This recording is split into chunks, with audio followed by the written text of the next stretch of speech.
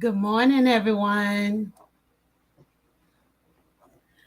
Welcome in. Good morning. Good morning. Good morning, Donetta. Good morning, Doris. Y'all, I know it's been a long time since I stepped into the building, right? Right. But I'm here. I'm here. Y'all, I don't know if you guys been listening to the everything's been going on with Monique and her husband Dio Hughley. I want to discuss that manner.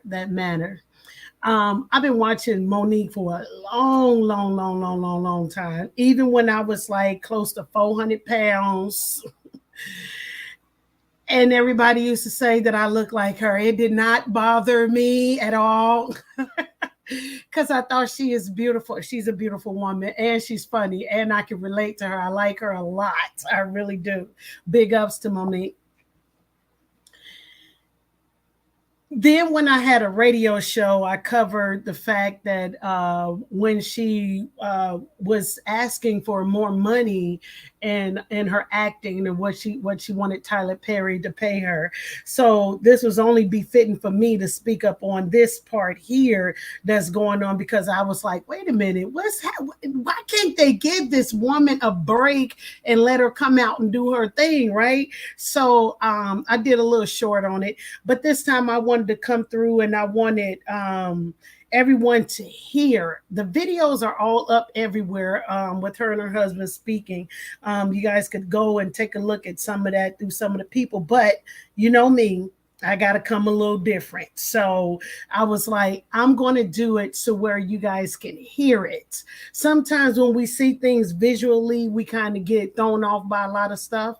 But if we just listen with our eyes and our ears, we tend to see things a little bit more open than we would normally do. So I'm not going to even hold it off. I'm going to come in and chit chat on some of the things, on the thoughts and what I think about what they're saying, and then you guys could chime in on what you guys thinking about what they're saying, and maybe we can see things a little bit different. See I didn't even see all the video footage that I'm about to show. So some of this is going to be new to me because I didn't watch it all. Once I saw that people were like plastering the video, I was like, let me see this video. And I went in, I was looking and I was listening, and I was like, let me share this with the people, my thoughts, because you know me, I be having my own little thing going on. So without even, we just gonna go right into her talking, her and her husband.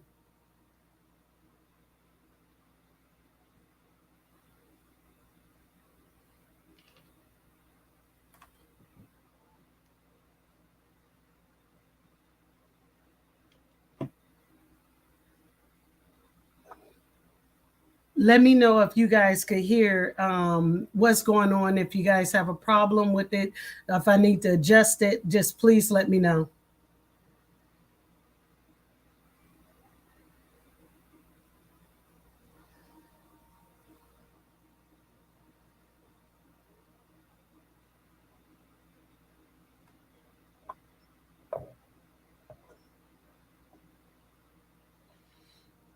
Okay.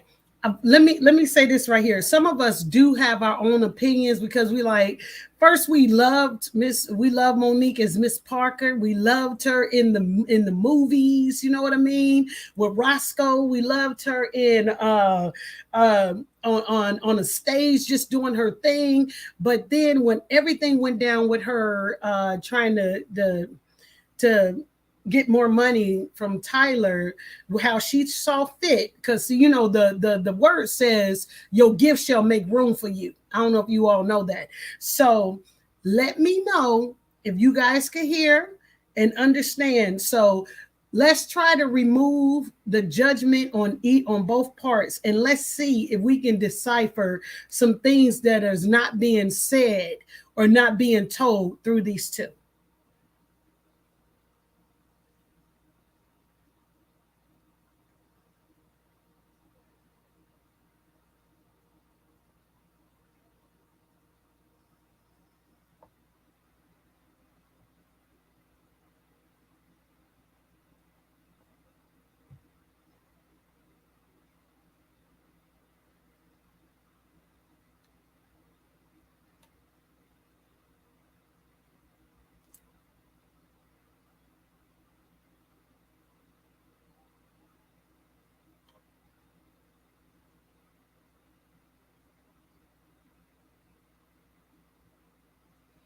Okay, did you guys hear that?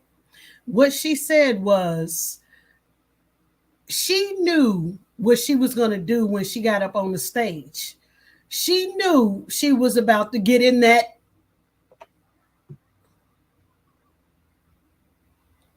before she got up on the stage. Okay.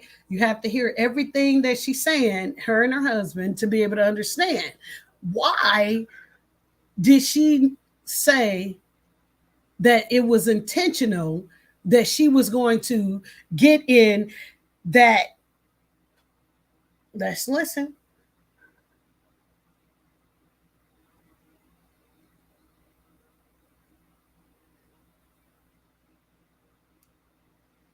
Okay, did you hear that? She said, one, it was intentional for her to say some of the things that she said in regards to D.L. Hughley. Two, the contract was a different thing that occurred. Okay, so this thing was personal between Monique and D.L. Hughley outside of the contract.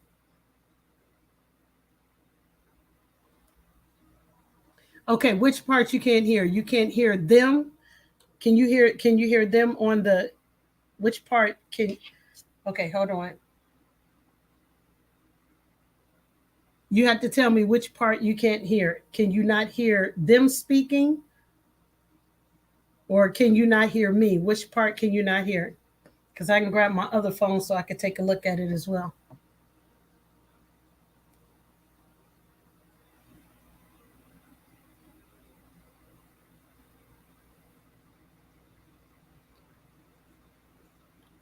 Okay, can you hear them now?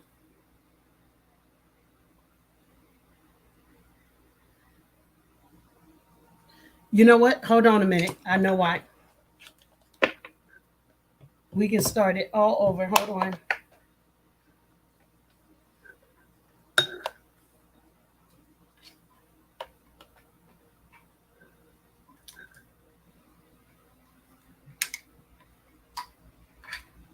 It's been a minute since I've been on my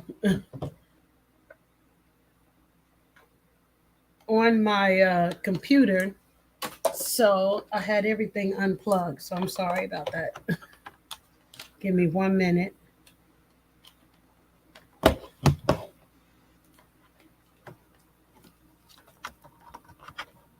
And Doris, thank you for sharing that with me.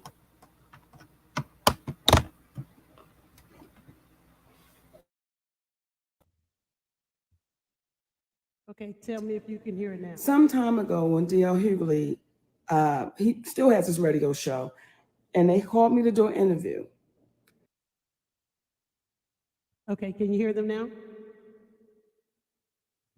Hold on, because I probably need to start it over so you guys can hear a little bit better. Okay. Delicious love.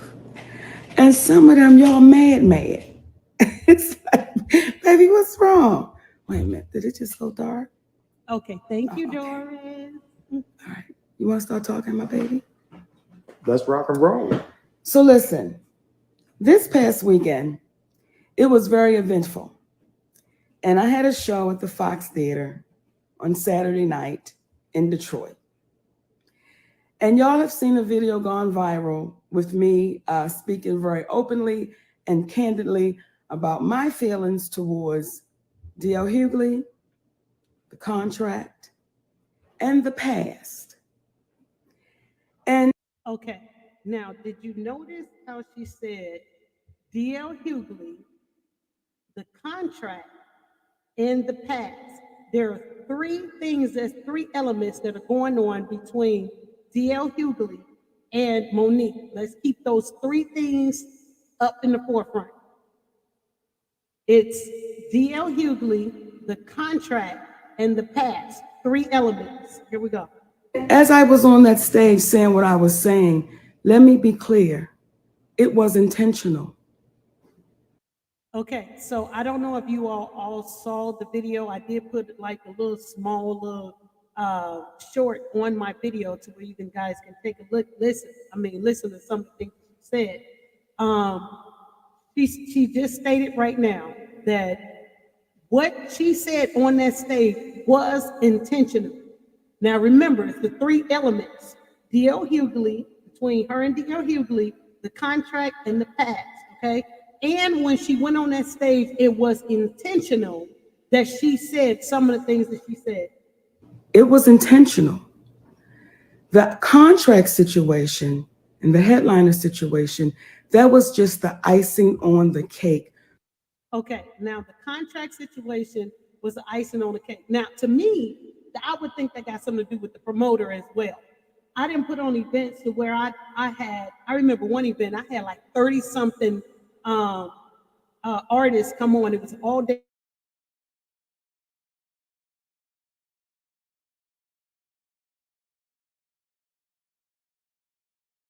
And there's a timing with everything that's going to happen.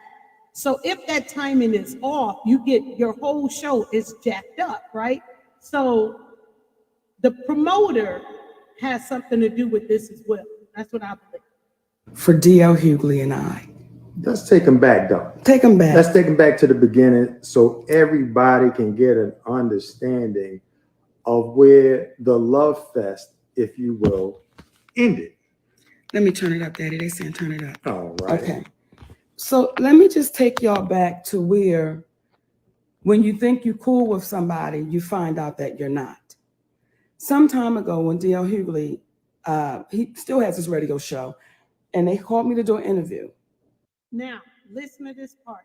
She said that sometimes you think you're cool with somebody and you're not. Some people can be holding hidden grudges against even you and I. You know what I'm saying? Even in our day-to-day life, some people can be holding grudges against us and we don't even know. We think we cool, copacetic, and all right, but we not. Because either they hating on you, something done happened, y'all done had to fall out. That's why God say you should apologize if you have aught with a person, knowingly or unknowingly. If they bring it to you and say, hey, look, you and I, we gotta, and then you're not listening, you're gonna miss the whole message because you're only listening to what's bothering you. You don't listen to what you've done to bother somebody else. Okay, so she thinking her and D.L. Hughley is cool, or he thinking her and Monique is cool. Somehow there's an aught in there, okay? I go on to do the interview, and I'm getting interviewed by the Sister Jasmine, and I can't remember the other gentlemen that were in the room. It was one of his producers, and it was another gentleman on the radio. And please forgive me, I can't remember their names. So we're having a great time doing this interview. Well, when we get to the end of the interview, the sister... Now, check this part out right here. She went to the interview, right, to D.L. Hughley's station to where she can conduct the interview. D.L. Hughley is not there, but the woman that she's talking about bringing up, hey, let's play this type of game. Why is D.L. Hughley not there? Is it because he had something else to do? What happened? If they're supposed to be comrades, friends, get along, but then why weren't he there? Like, oh my God, I got Monique in the building. You know what I mean? When you get those kind of people come to you, you want to be there, meet and greet them. I'm just saying. Jasmine says, hey, Monique, would you like to play a game? And I said, okay, sis, let's play the game. Well, when she said the game is called Would You Rather? So I said, okay, I'm down for it. And then the sister says to me, would you rather your husband sleeps with Lee Daniels with a condom or Corinne Steffens without one? Okay. Did y'all hear the game that Jasmine asked Monique if she wanted to play? What would you rather? Would you rather your husband sleep with another man, basically, is what she said, with a condom, or sleep with this person without? First off, don't disrespect my husband.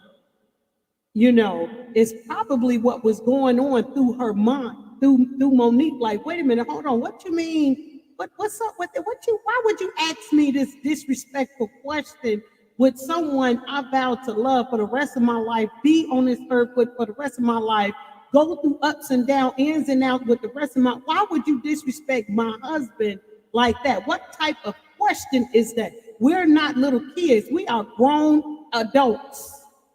Why would you ask me a disrespectful question like that towards my husband? You feel what I'm saying? Why would you play games?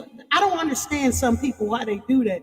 Oh, this is not my boyfriend. This is not my girlfriend. We are not little kids. Why would you disrespect my husband and I like that?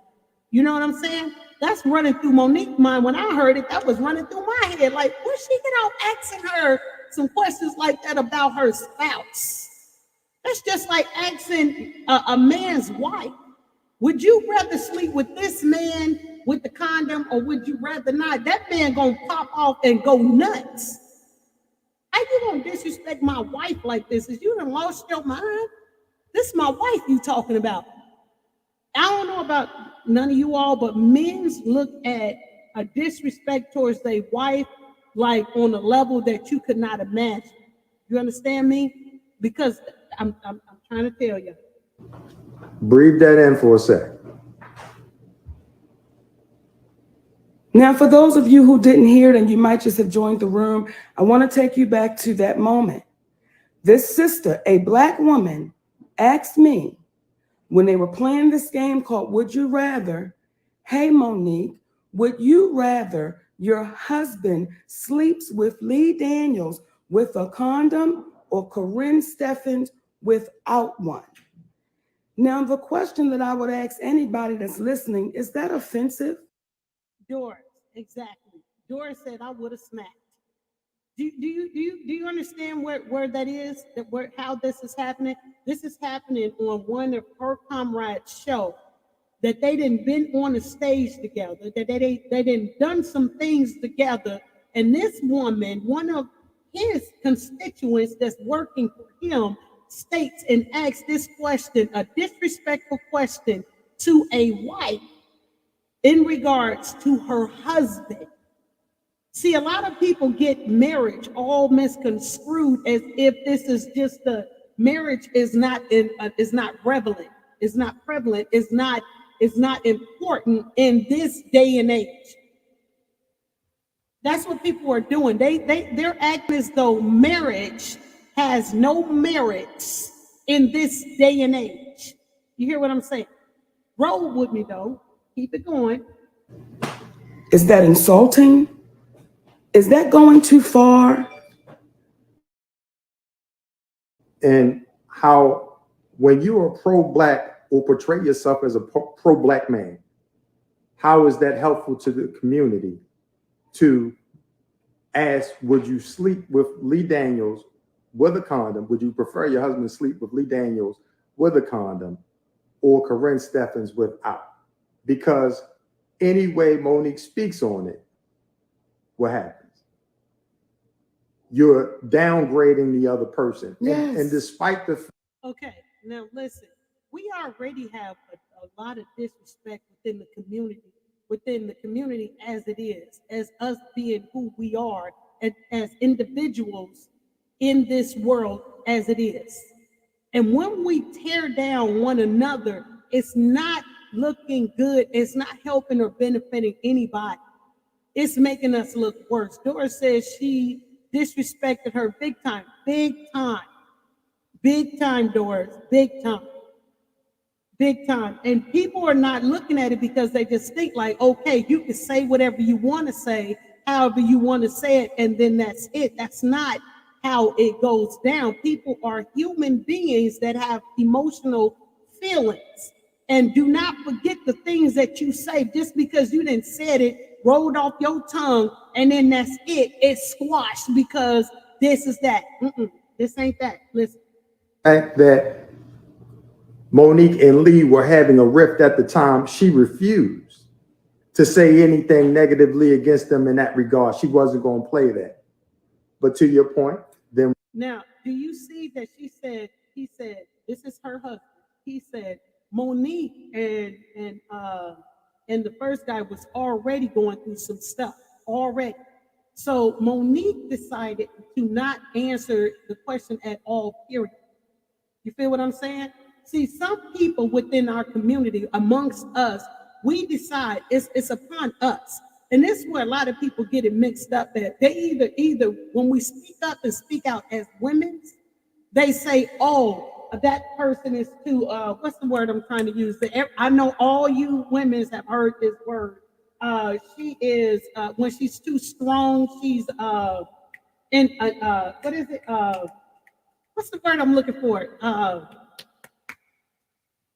Jesus, what's the word I'm looking for?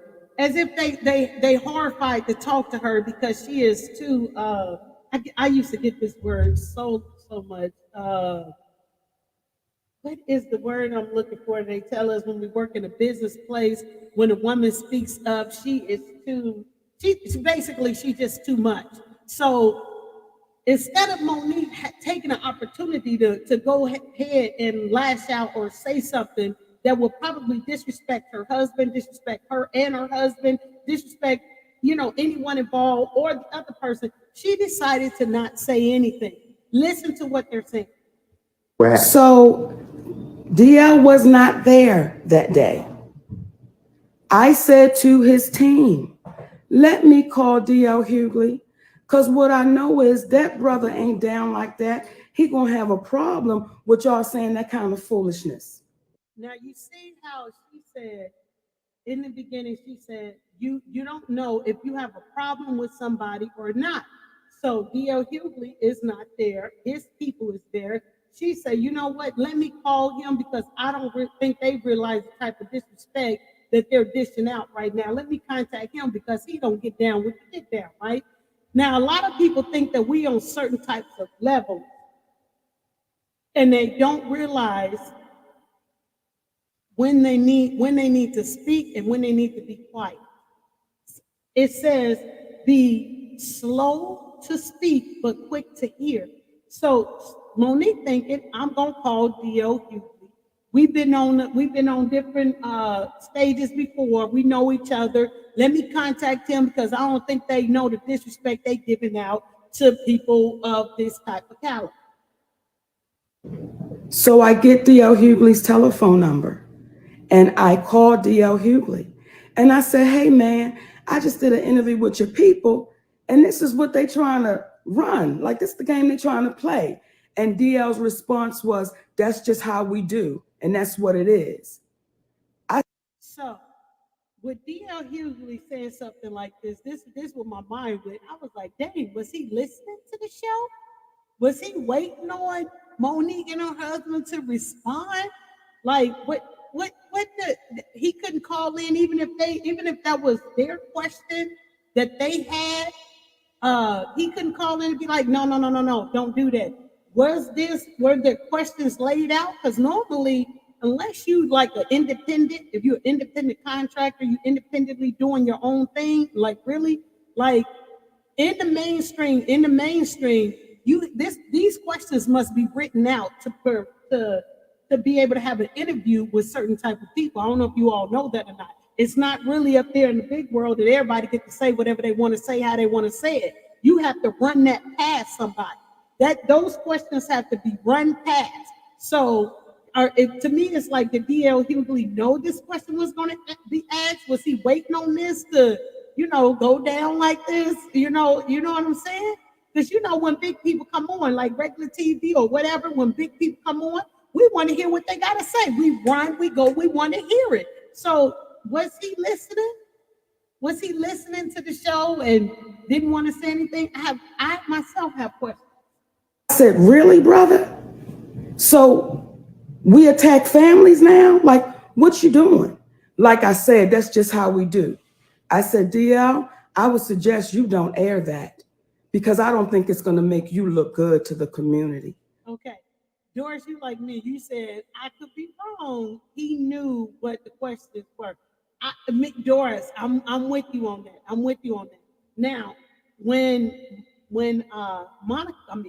Monique got done with the interview, she said, let me call DL. Let me tell him what's happening because I'm not think he down with the get down on this here. Let me check this out. He calls and he says, DL says, it is what it is. This is what we do. This is how we do it. Okay, so you taking accountability on what y'all do. This is your show. These are your people. You taking accountability on what y'all do. Now remember, this was prior. This wasn't during the event, the incident that just occurred. This is a multiple of incidents that have gone down between Monique and DL. Okay, so this is not just the one banger. This is not that. There was some other stuff going on that was happening. Monique said, "Hey, if I were you, I would take that down and remove that type of questioning or that game or whatever from the thing, because it ain't gonna make you look good in the community." And what she meant by that is like, hey, we're brothers and sisters out here. We're supposed to be a representation of who we are within the community. And that's not going to look good if you and I never had an incident and then this is going down. At least this is what Monique is thinking. They good. But apparently they weren't.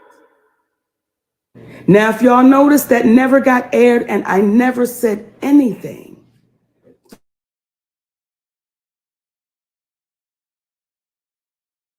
Because what I knew was that I was going to see D.L. Hughley again. Now, after that situation happened, it let me know for whatever reason, D.L. Hughley was not cool with me. For whatever reason. Then through the years. Now you see that? She had no idea if D.L. Hughley had fought. She had no idea at all. But she kept it in the back of her mind. And I want y'all to hear me, please. Through the years, I've listened to this man talk about all that I'm not, what I didn't deserve. I was mentally ill.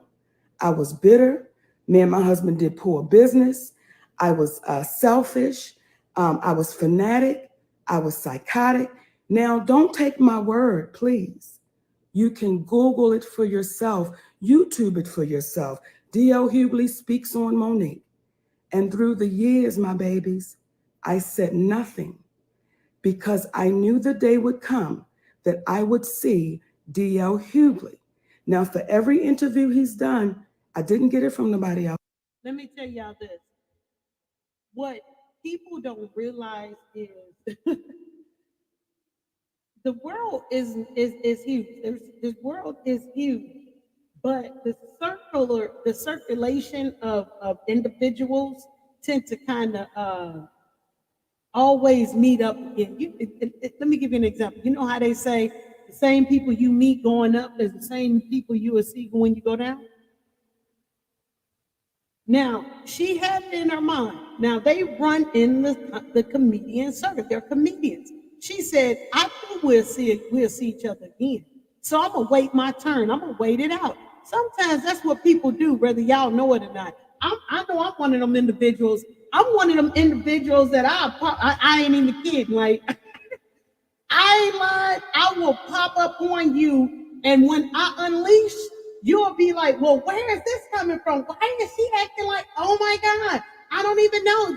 Everything was great, but I don't know. Sometimes I will be straightforward and let you get it right then and there. But sometimes I know how to fall back and hold back, and I'm going to get you when you least expect it. You feel me? And that's just real honestly. Like, some people are really like that. We really are like that. We're going to wait our turn. We're going to let God do what God got to do. And then if you come back around my way, look, I'm going to let you know that whoop, whoop, wop, wop up in this here piece. I'm going to let you know what it is and what it ain't. I'm going to be so cold with it because I'm going to be so upfront with it. It's going to shock you, and you're going to be like, literally like, what? I thought, it ain't that. His mouth. I watched it for myself. And I watched this brother sit down with that white cat. Vlad. And tell this white man all that I wasn't, as the white man told him all that me and my husband wasn't. And I watched D.L. Hughley go in. Now, it ain't that he just goes in on me. D.L. Hughley has a habit of saying freely what he wants to say about anybody. Ice Cube. Come on. Angela Stanton. Come on. Kanye West, like the young babies, Islam, the young babies, the rappers, Young Thug and Gunna. Yeah. See, and let me tell y'all, when I made that joke about you, D.L. Hughley, I didn't think you would get tender in your feelings because you made the comment about the baby stage names, and you said with names like that, don't you think they would wind up in jail? Well, that's what you said. Well, I thought I was coming back being clever, making a joke, because you know back in the day when somebody was on the DL, you know what they were. I don't think you're a homosexual. Okay. Man, DL, I was making a joke, and I can't believe you got tender. See, you. Okay, so here we go again with that, with the comedian thing. Some comedians can take it, some comedians can't take it. Kind of remind you of the thing of Will Smith and Chris Rock, right? So much time that even though their incident is not even done, it's on hold, like for them to speak up. When the time comes, they'll speak about their situation. But I'm just saying, D.L. Hughley, DL, y'all know that was the whole thing. Oh, that brother on the DL, oh, that sister on the DL. It was a comedic joke that she was doing, but it was going too far because, could it have been that DL was so much involved in the really what's going on with Monique that Monique didn't know, and he was holding a grudge, so anything that she could have said, he would have took personally? I don't know. Somebody just help me with that. Because if that was a joke, now she did let it loose on stage. She came for him, but in the beginning of the thing, she said it was intentional. She said, I knew what I was gonna do when I did what I did, how I said what I said when I said. You hear me? DL, y'all know that. So clear the air up on that. If they were two individuals that can communicate with one another, why didn't this communication take place that night? While all the fussing and the hoopla was going on because they was upset about who's going to go, who's the headliner, who's not the headliner, how they going to do such and such and such. Okay, so she explaining the DL thing. She said that was a joke. Now, y'all got to keep in mind there are three elements going on here. The element with Monique and DL, the contract and the past, okay? So there are three elements. So the joke was a part of the joke on the DL. She probably would have said that. Anybody probably would have said that to DL being a comedian. They probably would have, I don't know. Y'all just let me know. Got tender after you've talked for years. So let me be clear to you babies watching. Saturday night, I don't care where I went up on that stage, I was going to hand D.L. Hughley his ass because through the years I've listened to this man speak so freely about my poor decisions, my life choices, and he spoke as if we had a conversation sitting down talking. Now, do y'all know two individuals? I mean, whether it's yourself or whether it's somebody else, where a person is accepting and taking a lot that another person is saying, and then all of a sudden, when the time comes, they unleash. Do y'all know anybody like that? I mean, anybody? Anybody? Do y'all know anybody? You feel me? Let Doris, you rocking with me today. Doris says she had been quiet for so long, she realized this was her opportunity to release. Do y'all know anybody that feels the same way? Anyone come to mind at all, period. Do you hear what I'm saying to you? When you hold a lot of stuff in, that stuff has to come out one way or another. And God is going to allow that time to take place. Do you understand me? One person might be running off at the mouth, popping off like they got it going on like that, while the other person is taking it and taking it and taking it and taking it and taking it, taking it and taking it and taking it and taking it. It's got to come out some kind of way. You feel what I'm saying? She said, when I came on stage, oh, I was going to get him. I was going to hand it to him on a silver platter. It was going down. Do you hear me? Now, please tell the good people out there what it is that made you go on his show to be blindsided by that question in the first place. What was it about your relationship that made you think he was a comrade in comedy? See, y'all, I'm one of them old school kind of girls. I'm one of them old school, round the way, down the block kind of girls. And when you get invited to my home, that means something to me. And this was back in the day. This was back in the 90s. And I was opening up for D.L. Hughley. And I was excited. He was doing a comedy club in Upper Maryland. It was the night of a Mike Tyson fight. So no one showed up. 10 people showed up to the show. It was no judgment because everybody understood when Mike Tyson fight, the world shuts down. So for whatever reason, DL had the date. They booked me on the show with them. I'm excited. We get there. It's 10 people. I say, hey, DL, so the night's not a total bust. Why don't you and your audience, because they came to see him, come on back to my home? We can watch the fight. I'll fix some food. Let's have a good time. Now, if somebody was,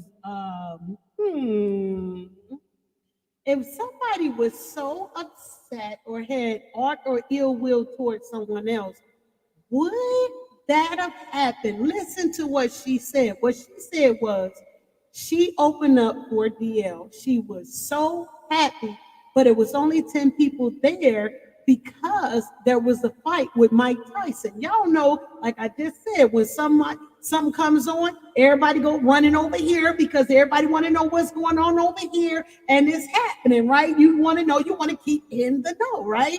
I used to have a blog that says keeping you in the know, and I used to keep up with everybody. I had so much contact during that time, y'all. I had contacts. I'm not even kidding, but that's neither here nor there. Now, if Monique had a problem with DL at the time, would she have said, oh my God, I'm so excited to be opening up for DL. Oh my God.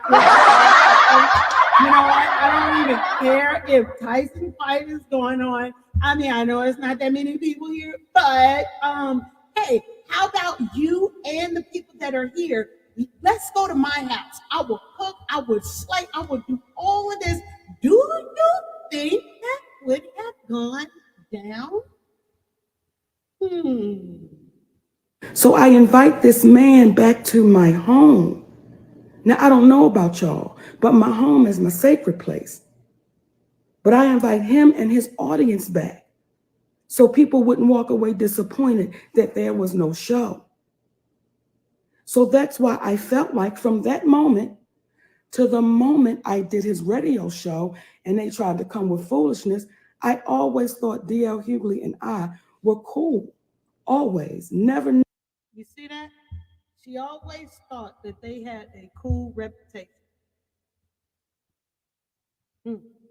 Knew that he had so much to say. And had Brother DL, because regardless of the beef, that's still our brother.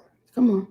But had Brother DL simply said, I apologize that offended you, I apologize for catching you off, I could see how that could catch you off, because had my wife came on there and you said something like that to her in reference to me, that would have been insulting, because we are supposed to be protective of one another in that regard. But beyond. You see that?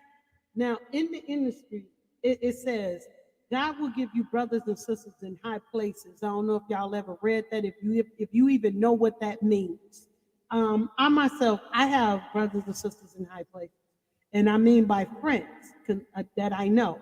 I know counselors, they're my friends. I've been to different galas to where I dressed to the nine. You know, you had to wear cocktail dresses and suited and booted and everything. And I see them and they give me a hug. Or I've had events to where I've had senators and councilmen and stuff involved in my events that I put on. I've had all of this occur to me. I've covered the Stella Awards twice as a little bitty company, and among all of these big people out here interviewing everybody, I was a little small company, and someone took me up under their wing to show me how to interview the elites of people that were in the room, and I learned how to do that on my own. So I've taken, God will give you brothers and sisters that will show you step by step of how to do things. Now, this is how it was supposed to be. Them being brothers and sisters are supposed to protect one another. When we graduate up to go to, all of us like content creators that are out here doing what we're doing, wherever level that we want to go to, like there's going to be people watching us and take us on and be like, hey, you know what? Hey, try not to do this, do this, do this. Or some people will let you fall by the wayside and let you literally humiliate yourself and let you fall scrape, bust your butt, everything, and they don't care nothing about you. But there are some out here that'll be like, let me take you under the wing, let me show you how to do this the proper way, and so forth and so on. It don't matter if it's on your job. When you apply for a new job, there's some people there that'll take you underneath their wings and will be like, hey, these are the ropes. This is what you got to do. This is what works for me. This is how I do what I do, and so forth and so on. You feel what I'm saying? So it's like the D.L. Hughley and Monique thinking that they were brothers and sisters. That's not what Monique felt from D.L. That's not what went down. So there was a disconnect. Beyond that, because when Monique told me that that's what he said, I personally didn't take offense to him utilizing me. I took exception to him utilizing brother Lee and sister Corinne, because what had they done to him? Again. Okay, now here's another thing too, you got to remember. So a lot of flack comes in from her husband. So when Monique was single, everybody was straight. They were strizzle with her. You feel what I'm saying? They were straight with her. They were like, oh, we love Monique. She gained weight. She's talking about the skinny women's and this and that and the other. When she do her comedy and really going after the brothers, everybody accepted her. But then when she started losing the weight and then got married and married him, and then she started calling him daddy. You know what I'm saying? I'm just saying. Y'all, I'll just say, look, we all have nicknames for our loved ones. Don't do us. And that's just so happened to be hers. And she publicly called him that. I publicly call my honey, honey. That's my husband, honey. That's what I do. That's what I feel comfortable calling my honey, honey. See, I can't even say my husband, honey. I feel comfortable. For a while, for what, a year and a half, people didn't even really know my husband's name. They kept calling him honey. When they addressed him on like the Facebook and stuff or the social media, or they see him in public, they'd be like, oh my God, so you're honey. My sister, my blood sister literally calls my husband honey. Hey honey, how you doing now? I'll be on the phone and he's not here. She still be like, honey, you know, where's honey at? Such and such and such, you know. But that's her name for her husband. And he actually called her mama. So that's their nicknames that they have. But when he jumped on the scene,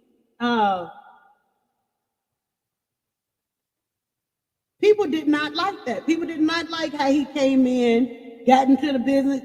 People got to remember that she allowed him to come in. She trusted him to be that's between them. They're married. This is a married couple right here. Please keep that in mind. When you are a senior in the community and you're 59 years old and your history is you used to be in a gang, you dropped out of school, you got your GED, that right there is an incredible story of how somebody made mistakes, turned it around, came from nothing, and made something of themselves. Can't help but give them props, be proud of them. But when you listen to him go after Ice Cube, because that man made a decision as a man to say, I'm not going to get that vaccination, and it doesn't matter how much money it is. That's what you call integrity. When you have a brother named Kanye that has had the challenges that he's had, and you have him calling that man out as opposed to calling him up and saying, let me put my arm around you. And he and Steve talking about, we come from. Okay, now this is a different caliber of men that we're talking about, okay? There's certain men, as even in women, there's certain caliber of men, there's certain caliber of women, okay? We all know this. Most of us don't fluctuate on the caliber of the way that other people fluctuate. You feel what I'm saying? So what he's saying is when D.L. Hughley addressed Kanye West and you heard the other guy who just said Ice Cube. Especially with Kanye West. Y'all know Kanye West business is everywhere. His stuff is plastered everywhere. So it's going to be a time to where we look at him and be like, oh my God, he done lost it. Oh my God, look at him. So he's being belittled, but there's a time where somebody got to come in your life, even though you being belittled, somebody come in and be like, hey, brother, let me show you how to do this right. I'm looking from the outside looking in. This don't look good. Let me help you with this. Let me show you what's going on. Okay. Now, maybe you might need to tweak this up so that you can be better at doing what you're doing here. As far as women, we gotta sharpen ourselves as well. We gotta sharpen one another. If the person want to listen to how they can sharpen each other up, you feel me? So they didn't give him a chance to say. D.L. Hughley didn't give Kanye West a chance, how he said, to say, let me not talk about you, but let me help you, brother, my brother. Let me help you. A place called Whoop Ass. The Whoop Ass Tribe. The Whoop Ass Tribe. Listen, that may have been cool when you were younger, but what you trying to give to the young folks, because if they get the whooping on people, they going to jail. I'm 54. Okay, so what he's saying is, like, we're older adults now. When we was kids, y'all know we used to fight and tussle all of that on the playground. Now it's getting ridiculous. We even seeing some of the teenagers on the videos and stuff that are up here fighting one another. Literally fight, stab, kill it, shooting, all of that. You feel what I'm saying? Now that becomes a time where we just too old to be sitting up here talking about some we finna whoop your butt. We finna fight. Like, come on, y'all. Why is we on this level? We're supposed to be helping one another. We're supposed to be, what you say? Let me put what you're saying. Doris says you right. Instead of tearing each other down, we supposed to be building each other up. You know what? I will fight you. It didn't say no 3 o'clock. What is y'all? So to me, it seemed like he making a little sense like that. DL 59, Steve 62, Monique 50-something years old. What we look like? 50-something, I'm 54. My bad, 54. I know. But what good would it do our old asses out here fighting? So the point of all of that is, I just want to say that some of you all could take that. What good does it do? Y'all old selves out here doing what you're doing. I just had to throw that in. I'm just kidding. There's an old saying, you live by the sword and you die by the sword. If you've been comfortable talking about Rizza Islam in reference to his opinion about a vaccine, if you're talking about our sister Angela Stanton and her views, but then she approaches you in the airport to see your personal opinion about it, but you call security. If you don't believe me, reach out and ask. Okay. See, and that right there, it's like everybody, we can say whatever we want to say on this social media, but somebody call it keyboard bullying or cyber something that somebody called it. And then when you accidentally see that person in public and you think like, oh my God, okay, it's just entertainment purposes of what I said and how I talked about you and such a blah, blah, blah. Give me a hug. No, we need to have this out. What you said is this and that and the other. I don't agree with what you said, so we don't know. We're gonna do this right now, and that could be an accidental meet up. You don't know where you meet people. At. People travel across the world to enjoy themselves, and you don't know where you'll see an individual at. So because you live in that state, I shouldn't go visit that state because you live there. Not me. I'm going wherever I want to go because I'm grown. I'm grown. If I want to go to this state or that state or this state or that state, I'm going wherever I want to go. You feel me? So is that what we doing? We got territorial over the state that they give you a state key and tell you that you can allow in who you want to allow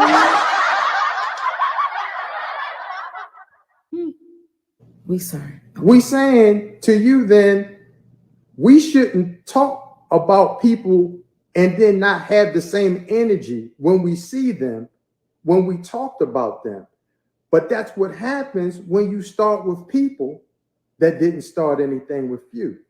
And it's like, if you want to dish it out, but you can't take it. You can do all that talking and stuff, but you can't take it. And this is what, to me, this is what he's saying with D.L. Hughley. D.L. Hughley did a lot of talking about his wife. Monique now has a man that stands up and speak out. You feel what I'm saying? She ain't standing alone.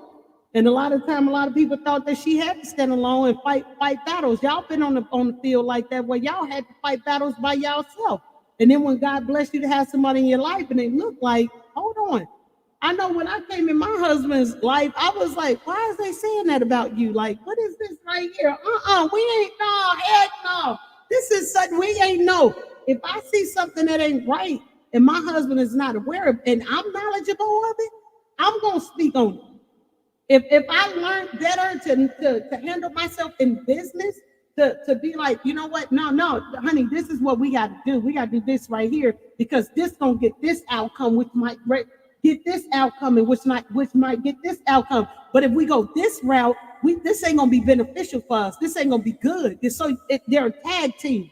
You feel what I'm saying? This is what I learned. This is what you learned. Let's take it together and put together so we can learn from each other and grow and do better than what we're doing. You feel what I'm saying? She now has somebody that's helping her with that. Just like God, if you don't have it right now and you desire it, God may bless you with somebody that's going to be able to help you in your situations. I always pray this prayer. I said, Lord, whoever the man you have for me, my husband, I want to be able for him to come in and just be able to sit in his spot. Just to come in and sit in his spot. Don't have to go through nothing. Just come in and sit in his spot. And that's what I pray for.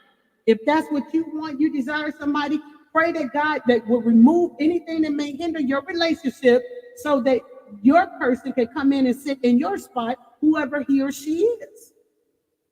Go ahead. No, baby, go ahead. Oh, and I want to address something too, because I want y'all to watch how people like D.L. Hughley will throw smoke and mirrors to try to distract from what it really is.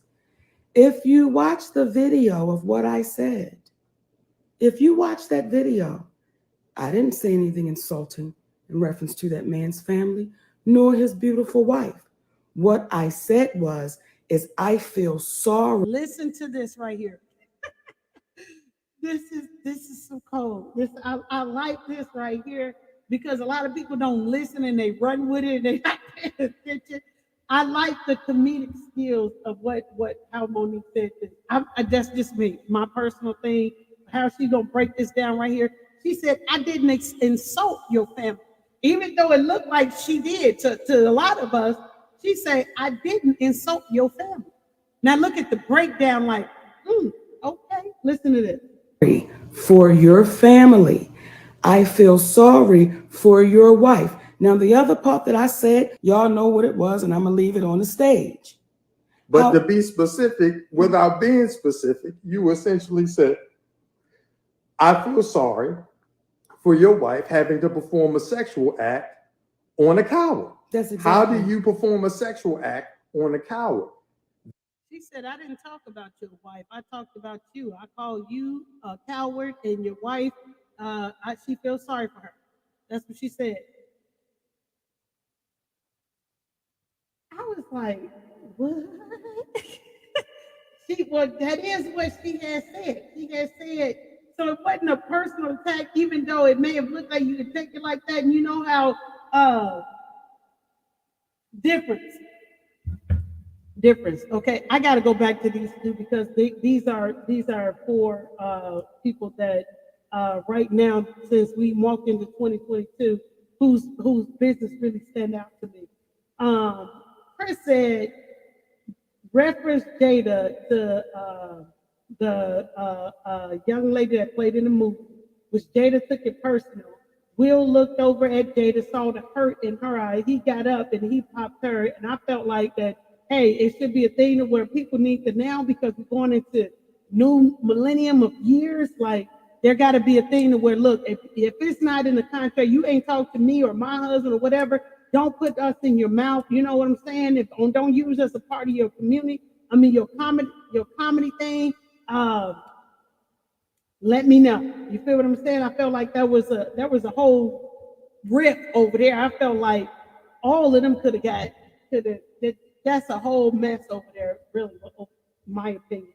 Here is, you have D.L. Hughley getting upset about the fact that Monique mentioned DL, the download, that's what it's used for, and her saying what she said. What she said, well, when I was on your show, and I told you that they played this game with me, and I thought it was inappropriate, I contacted you, and you said this is what we do. And so she was like, okay, but if this is what you do, you can deal with it, then you can handle it, then this is what I do. And then she popped off like that, but she said, I didn't disrespect your family, I disrespected you. I disrespected you. Y'all see what I'm saying? Is y'all following this thing? There is nothing that was said about your wife. Nothing. Your family. Nothing. It was directed specifically to you. So let me be clear again. For all the shade droppers, tea spillers, candy bar biters, Saturday night, D.L. Hughley was going to get his ass handed to him, because through the years, I've heard this man have a lot to say about me and what the type of person I am. If y'all don't know by now, I wasn't going on nobody's radio show talking about how I felt towards D.L. Hughley. I wasn't going on nowhere. I was going to make sure the night that I spoke about D.L. Hughley, I wanted D.L. Hughley to be there. Now, I want to address something else. And everything I'm saying, please find it out for yourself. I want to address something. When D.L. Hughley says, and then she brought in Steve Harvey. See, let me tell y'all something. This ain't new. Listen to this part very, very carefully. Please listen. Watch D.L. Hughley and Steve Harvey sit on his show and lie. DL show. On DL show and lie. I watched Steve Harvey say to DL, we had to edit the show because Monique was saying some crazy stuff and we had to protect her. And then DL says, yeah, man, you was just trying to protect her. And then Steve says, yeah, man, well, let me ask this question. When did they get into the Black women protection business? So that's why I said Steve Harvey that night. So that night, DL, what you got back was the medicine that you've dished out to our community for so long through the years. And I want to address what you're trying to make the show out to be. Detroit, I want to say thank you for that amazing night, because it was amazing. And when DL says the people left disheartened and disappointed and they were ashamed and embarrassed, well, let's address that, because I think it's only fair. From my understanding, Josh Adams kicked butt. From my understanding, Sister Ava Rodriguez kicked butt. Now, I can speak for me because I was there. When I walked out on that stage in Detroit, those beautiful people, they gave me a standing ovation. What happened when you walked off? Those beautiful people gave me a standing ovation. Now, what has happened in that moment, and this is for the comics who have so much to say. Come on, sweet babies, because this is Comedy 101. When you are the headliner, You have to meet the challenge, regardless as to who goes in front of you and what is said. You have to meet the challenge. And what happened was when D.L. Hughley walked out on that stage, he could not meet the challenge. See, I've had to go up on stage after people have been booed. I got to go up on stage because I'm the headliner.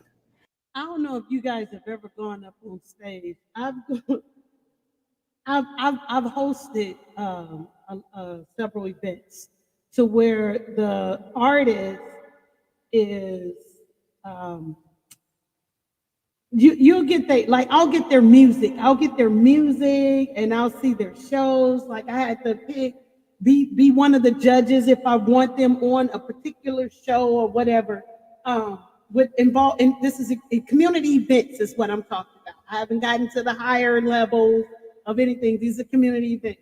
And I could see all day looking at people, singers or dancers or miming or whatever it is they doing.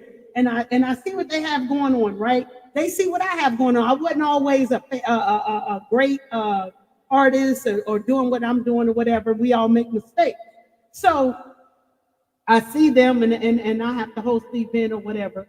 And I'm like, okay, cool. I got the information. They come on. I bring them up and I'm giving them the hugest introduction ever coming to the stage. We got woo woo wop wop such blah blah blah, right?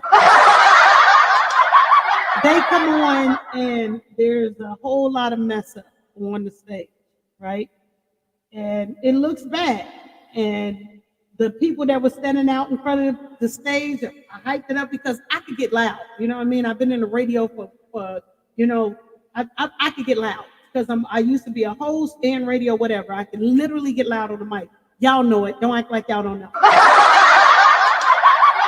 The crowd is all coming up to the stage and everybody's out there and everything. And then once they do, the crowd starts dispensing. I don't know. Y'all been one of these people where you see people on stage and you're not feeling how they, what they got going on, and you disperse.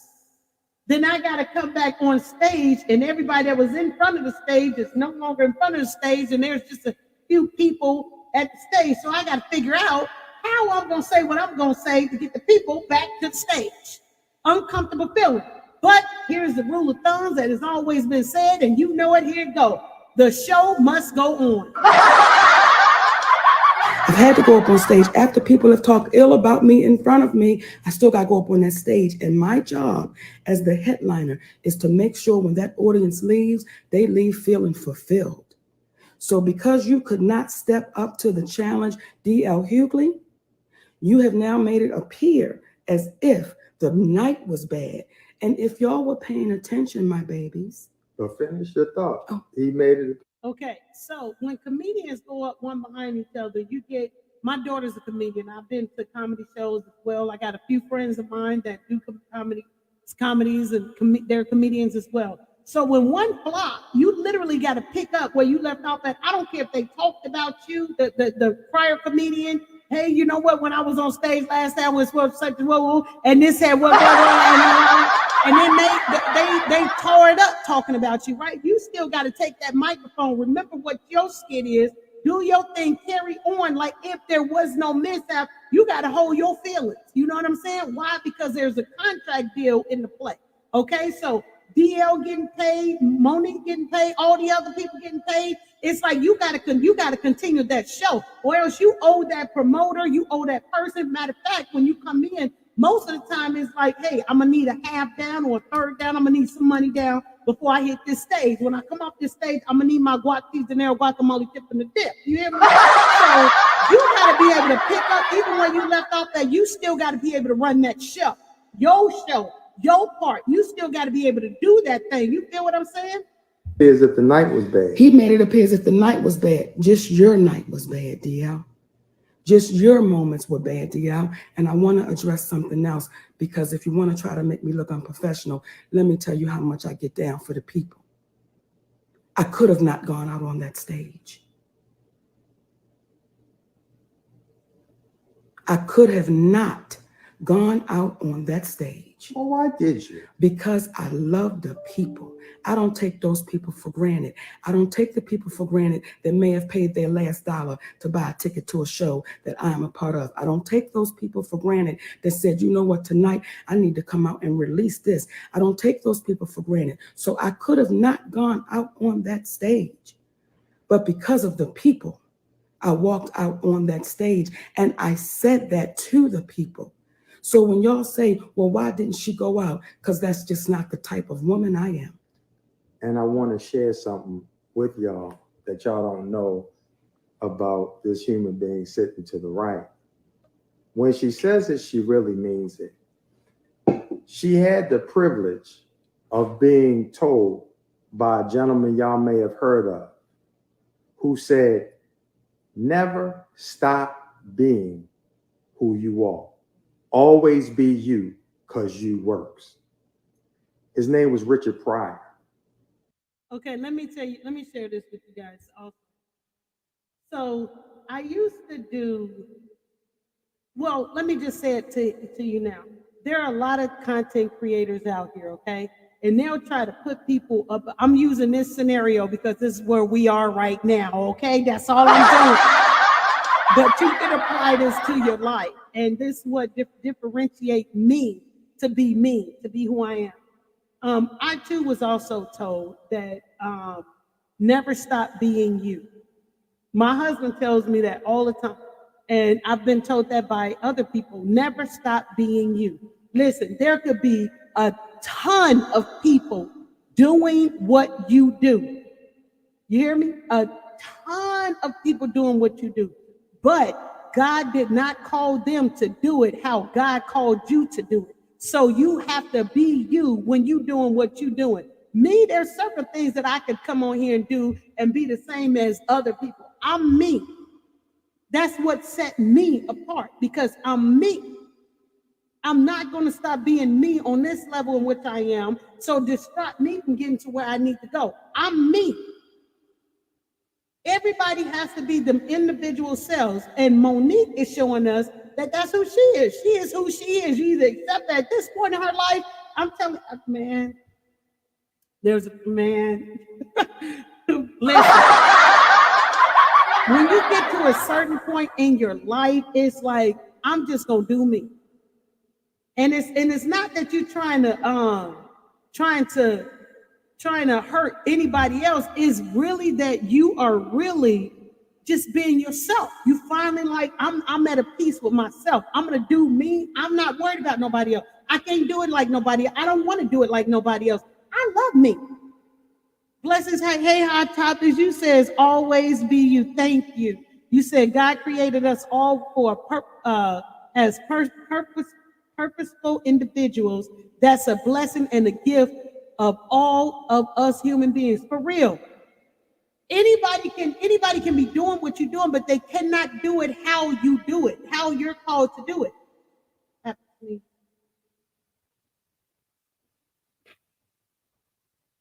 Excuse me. My sneeze is really like that, y'all. I'm so serious. You can't nobody do it how you're called to do it. You feel me? You even if these YouTube streets like scare y'all. I want to do a channel, but I'm so scared because the people are fighting. No. Those are just those individuals. Everybody is not going to come out here and want to fight you or argue with you or tear you down on you doing what you're doing. Do you? I encourage anybody that want to get out here and want to be able to make it and be able to have a channel. Baby, do your channel. Do your channel. Because can't nobody do it how you're supposed to be doing it. Maybe you're the missing piece to the puzzle that's supposed to come together. You feel what I'm saying? So do you, if you are encouraged and it's in you to want to do a channel, maybe just find your people. Find the people that's going to enjoy you for who you are and just be you. Just do you. You feel me? And another thing. I was talking to my husband about this morning. Like I said, I saw some of it. I didn't see all of it.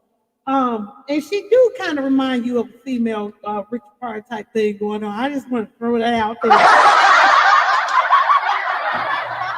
There's a gentleman by the name of Rudy Ely. That's the nephew of the legendary Paul Mooney. He was there and could corroborate Paul Mooney saying, you know they call you Mrs. Pryor. Why they call you that? Because you remind them of the female Richard Pryor. Now, when you hear other comedians talking trash about her, you got that from comedy royalty, the king, before there was a king of comedy. So that allows you to just keep moving forward and not take anything personally. But I say that to say, when you walk on that stage and you are a comedian, it is your job to be truthful to the audience. She doesn't work at the Quickie Mart. She's not a brain surgeon. Her behavior on stage is not unprofessional because it's indicative of the latitude that a comedian is given. They're given a comedic license to speak in reference to their life. And guess what? You know what else I like about this is outside of being a comedian, okay? Monique is a comedian, right? So she has her husband, which is now her manager, right? So everybody didn't even like this man when he first came in because it's like, oh my God, he brainwashed her. Oh my God, such a blah, blah, blah, and all that kind of stuff, right? I love the fact of how they communicate with one another. They're allowing one to, and this is something when you guys watch the videos, I mean, you're listening to it now because I want you to hear the vocals. You know what I'm saying? Everybody's playing the video, but really listen to the vocals. I really like their posture and how they are with one another and sitting and communicating. They're allowing one to speak, the other to speak, and they're doing this as a tag team together because he sees what he sees his wife go through, and his wife sees.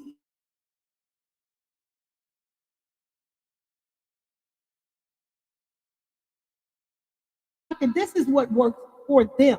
You know what I'm saying? This is what works for them. And I see how the growth of their marriage is working with them. Guess what she did? She spoke about her life because she would be doing the crowd a disservice to hold all that back and say nothing. And part of the reason why we're having the conversation out loud, because there are many of us who've been enslaved in our thinking to believe that everything that happens that's volatile, that could be construed as embarrassing, should be kept quietly.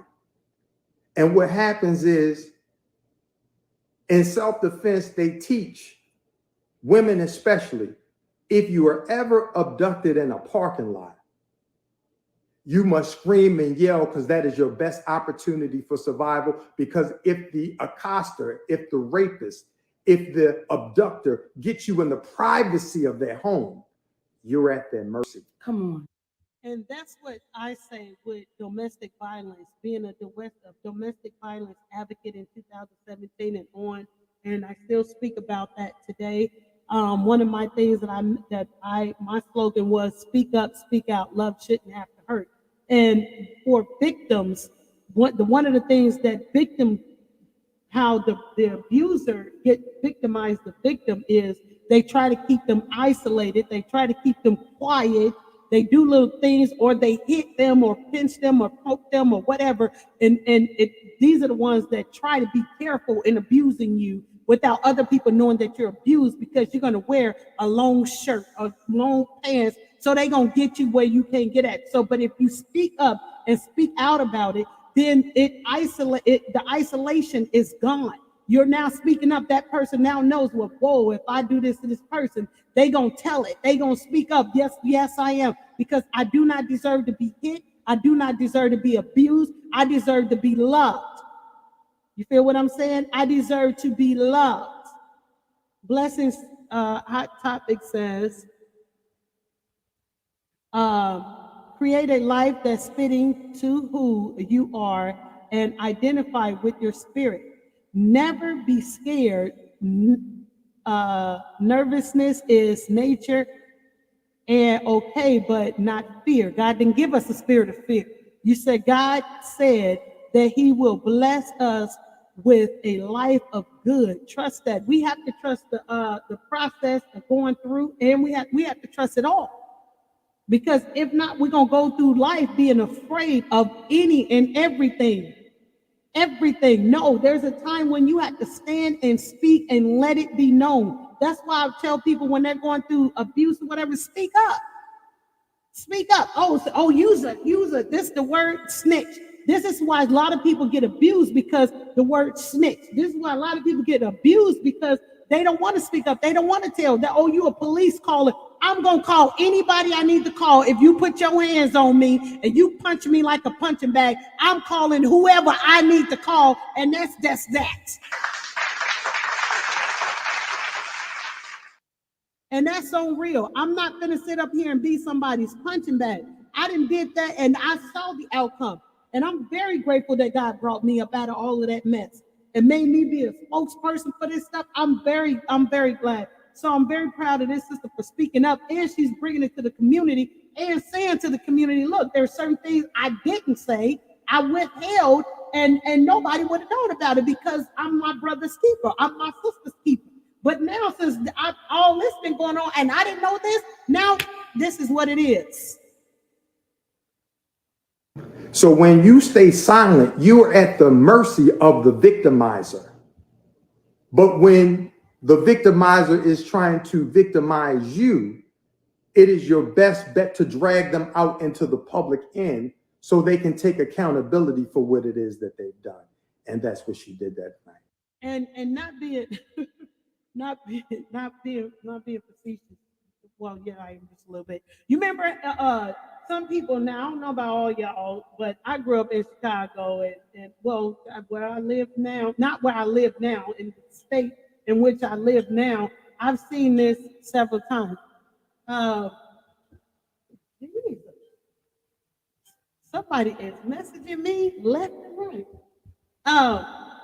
It's like this. Not, or maybe you see some of your family members or whatever, right? If you turn off the lights, you go and somewhere, praise God, I don't have this. Thank you, Lord. Thank you, Jesus. I just want to say that. I praise God all the time.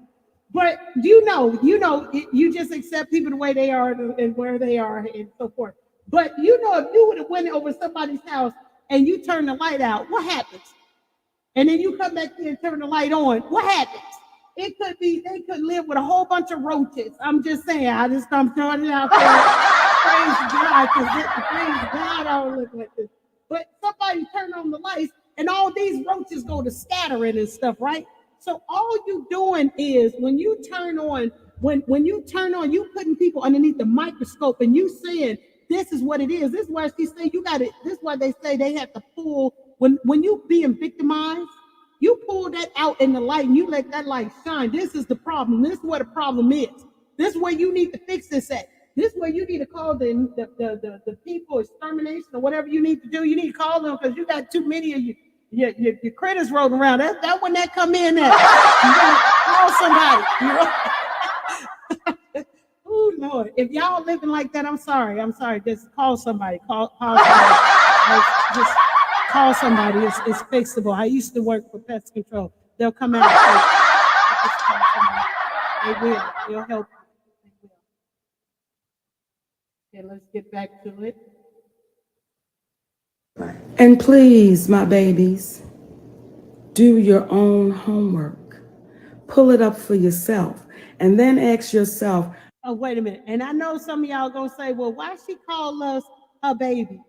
Y'all, people say, listen, I don't really know. It's just the way that she talk. It's just the way that she is. You say a certain slang that you say. People can ask you why you speak that type of slang. You do. This is how she feels. This is how Monique feels like she gravitates towards us, how she can speak, connect with us. And she was scrutinized. I watched it.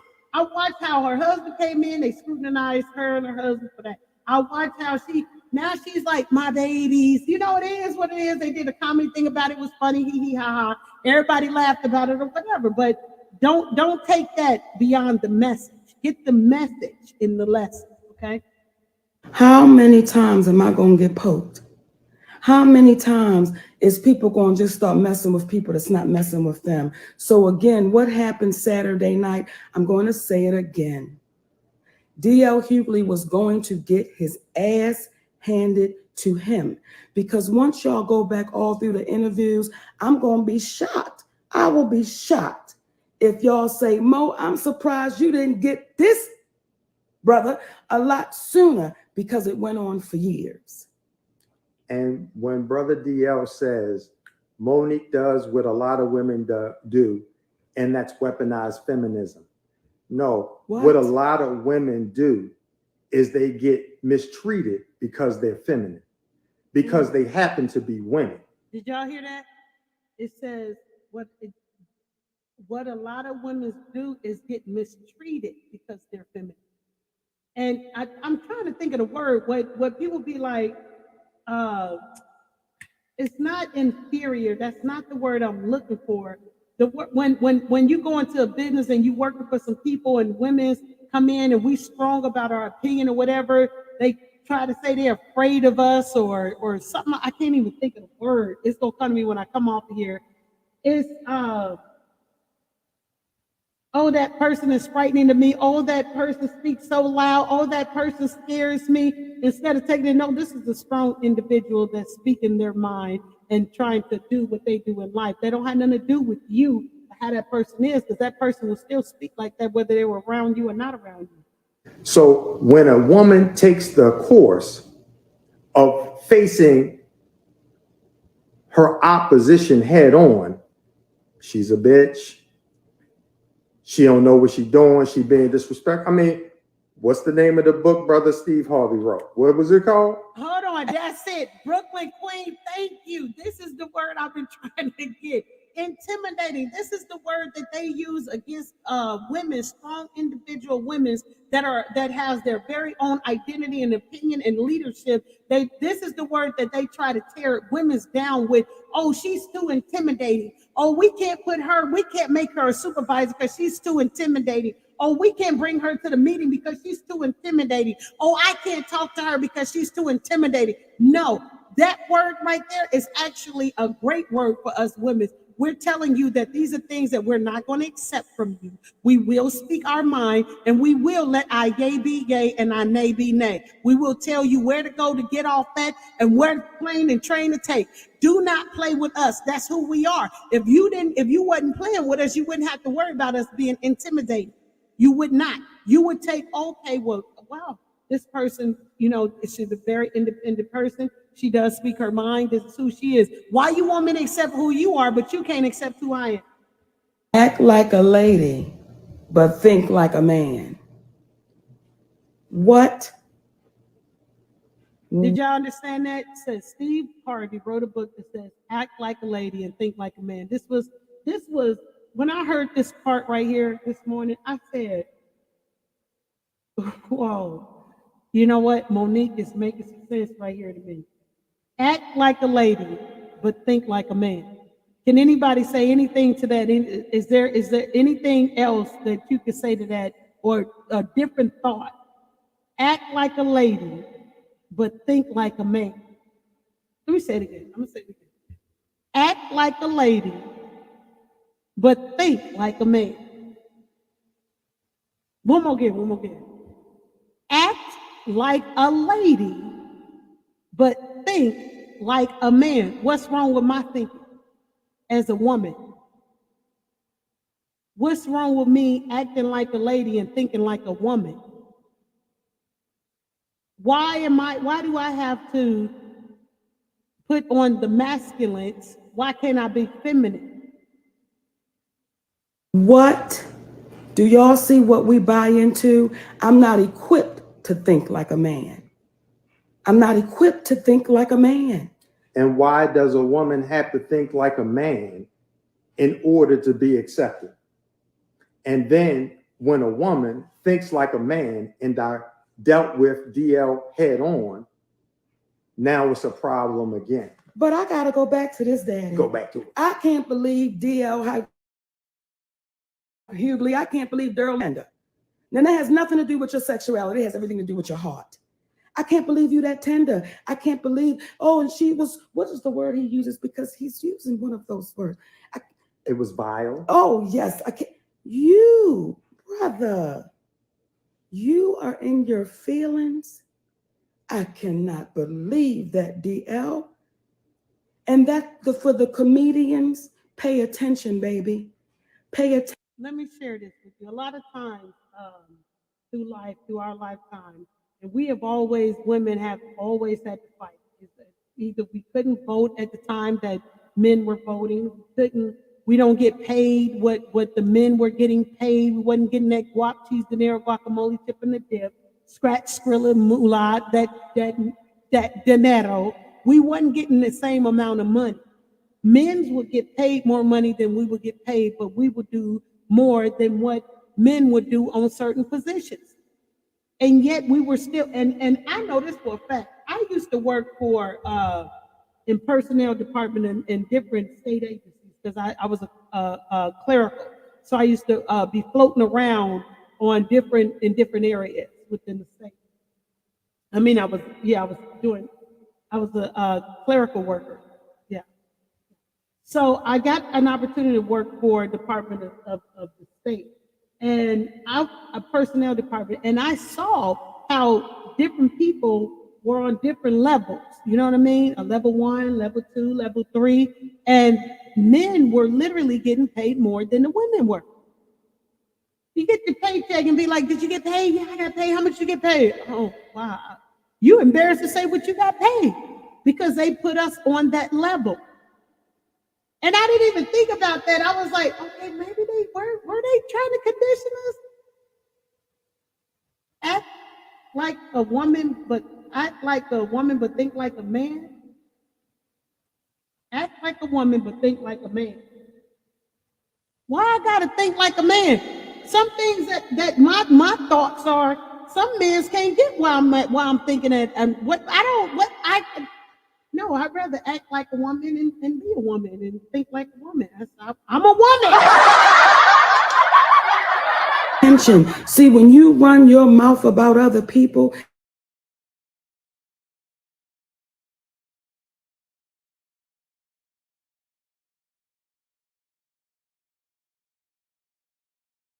for your family, brother. If I may, Yes, you may. change in another direction. Change it. What we believe in is trying to put forth the facts because we love our people. Yes. And what a lot of individuals don't know is the people that he spoke about Monique having a problem with, he said they all are the same. And they're right. They all were people who stepped to her and she stepped back. Now that's the problem.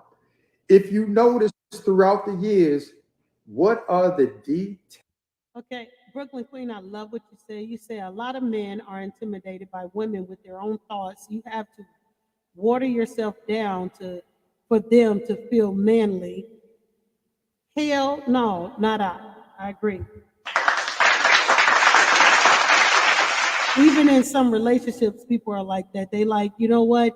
I gotta be more feminine to be this way. Be you. A person that's gonna love you for you is gonna love you for you. Be you. What you have to offer to people is great. But they'll never know that if you don't be you. Don't try to water yourself down for anyone. Be you, your strength, your ideas, your kindness, your love, your happiness, your joy, your little things that they can gravitate to them from you will help many people. But if you're not doing that, you're not going to get it. You're diminishing your own self for the sake of someone else to make them feel great over you. No. Whoever God has to love you is going to love you for you. This right here, what they're saying, you know how they say birds of a feather flock together? So maybe to get into the industry before all this independent stuff started really popping out, people were thinking the same way. They were conditioned to move the same way without stepping out of line. And if you step out of line, we blackballing you, you blacklisting, you ain't gonna be able to. And then you have those that be like, look at Kaepernick. He got down on his knee. Look what they did to him. There's a lot of people that have stood for something and not fall for anything. And then as soon as that happened, they got blacklisted or they got, you know, all kind of stuff, degraded, everything. You feel what I'm saying? You said, Brooklyn Queen says, it's almost a catch-22. Women have asked for equal pay and rights to certain jobs, but it has led some men to step down and feel inferior, but they can't, we both be smart. Why can't we both be smart and make money? That's what I'm saying. That's what I'm saying right there. Like even with the social media, like why can't everybody, if you want to get involved in it, do it. You want to make money doing what you're doing, do it. But it's the scamming and the taking advantage of people's and all that stuff that puts you in a thing. It may be good for right now, but baby, later on down the line, you're gonna catch the fever. Associated with what makes Monique difficult. See, when they speak in generalities, it allows you to come up with your conclusion about how she was difficult, but they never go into the specifics. See, the specifics would be Monique has a problem with Oprah Winfrey and Tyler Perry. Oprah Winfrey for multiple reasons. Besides the fact that as a Black woman who privately said, and here's that word again, privately communicated to Monique and I that her position for not campaigning for an award was right and it was fair because everything she did was up on the screen. In addition to the fact that she had no contractual obligation to do anything for Lionsgate. When you have Tyler Perry, who privately admits the same thing, but also says, anything they ask me to do is what I'll do. When you have a billionaire who says, anything they ask me to do, I'll do, what begins to happen is they'll use his actions of compliance to put down everybody else. So Monique was supposed to do something for people that she owed nothing. Now, if you think that she was wrong for that, this is what I would suggest you do. When you go to work tomorrow, or if you're at work right now, go to your boss and say, listen, moving forward, I've been tripping. I've been looking for money at the end of the week for my job. Moving forward, I'm gonna work for you and let you make money off of me and I get nothing in return. If you think that what she did was inappropriate, the Black woman is violated so much that y'all heard the recording of Tyler Perry saying he was wrong and he was gonna make it right, and he is yet to make it right, but nobody is saying anything to him because he's Tyler Perry. There's a quote that goes, some people are fearful of the truth. They are fearful of hearing the truth because they are afraid it will destroy their illusion. We don't want nobody to take away our God. And we got to be connected more, not to who the celebrity is, not more to who's Black, not more to who's white, not more to who's a Democrat, not more to who's a Republican. We've got to be connected to what's right. And sometimes when you're connected to what's right, you got to face the ridicule associated, but we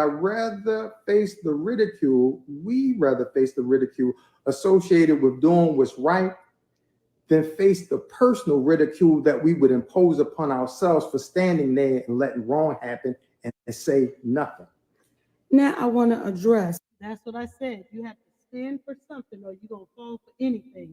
If you don't have your mindset right, you're going to keep flip-flopping back and forward to jump on the right team, the wrong team, the right team, the wrong team, the right team, the wrong team, the right team, the wrong team.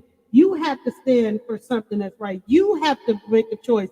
You're the one, if anything should happen to you, you're the one at the end of the day that's going to be accountable for the things you say, feel, and think. So which side are you on? Right side, wrong side, or... The contract and a deal memo. May I help you with that? I'm yes, sorry, Daddy. Yes. Please forgive. Hold on, take your time. So as not to free style, I pulled up the difference between the two. This will give you it in a nutshell. A memorandum of understanding, or the deal memo that D.L. Hughley presented to the people. It says, a memorandum of understanding is a document used to articulate an agreement between two or more parties. And what he's talking about right here, I put up, Monique put her contract up, and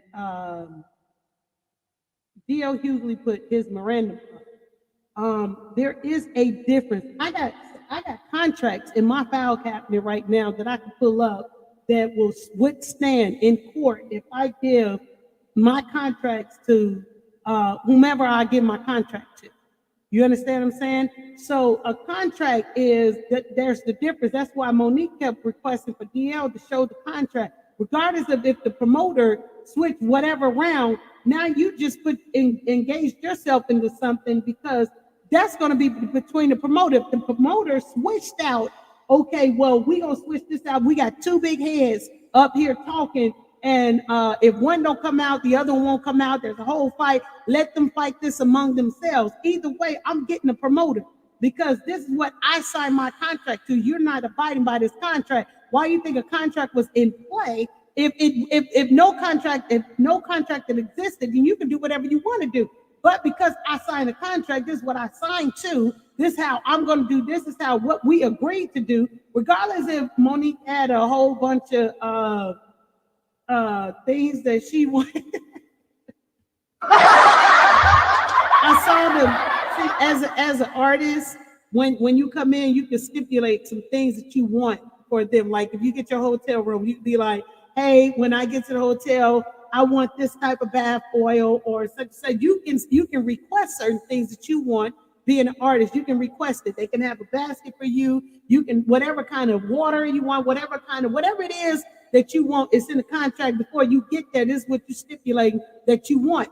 They should already have this, because you already had that conversation. Hey, listen. My artist is going to come through, but these are some of the things. The document is likely to. This is some of the things that my artist requests that you have readily available. When my girls was dancing, one of my things that I would do is I wanted them to have, they water bottles ready. I need to have them to have 2 water bottles apiece, because they going to get out there and dance, do what they got to do, whatever it is that they need. You feel what I'm saying? And Monique had a whole list, and they making fun of it right now, y'all, but she had a whole list of stuff. So, but let's get into how he was saying the difference between what Monique had and the proof of what DL had. Now, remember, this situation is not over with, so it's still continuing. Maybe DL do have the contract of where the signatures are at the bottom or whatever. We don't know that because we haven't seen that yet, but we only going on what's going on.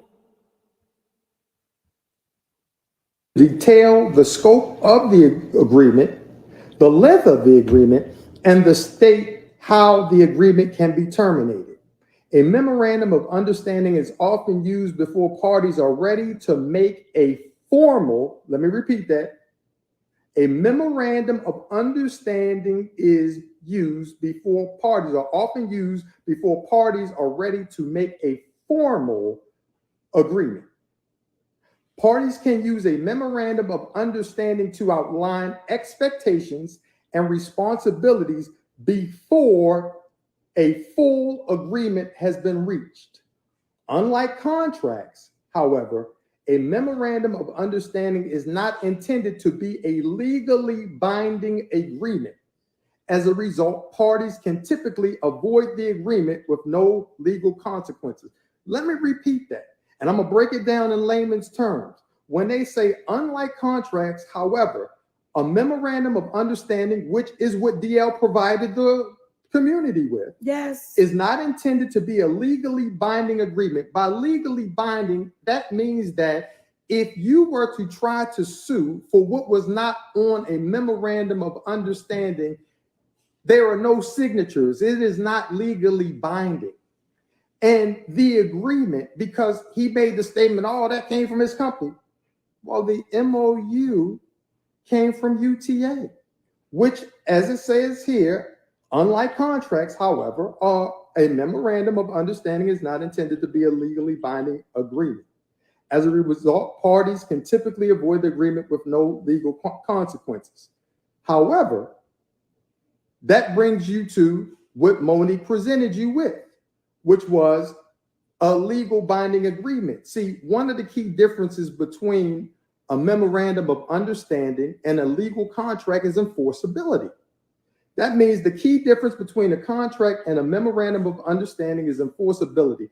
Contracts are created when two or more parties intend to create a legally enforceable agreement. Parties enter into contracts after an offer has been accepted with considerations. Parties to contracts are legally obligated to comply with the terms and conditions of the agreement. I'll repeat. Hey. I'll repeat. It says, parties to contracts are legally obligated to comply with the terms and conditions of the agreement.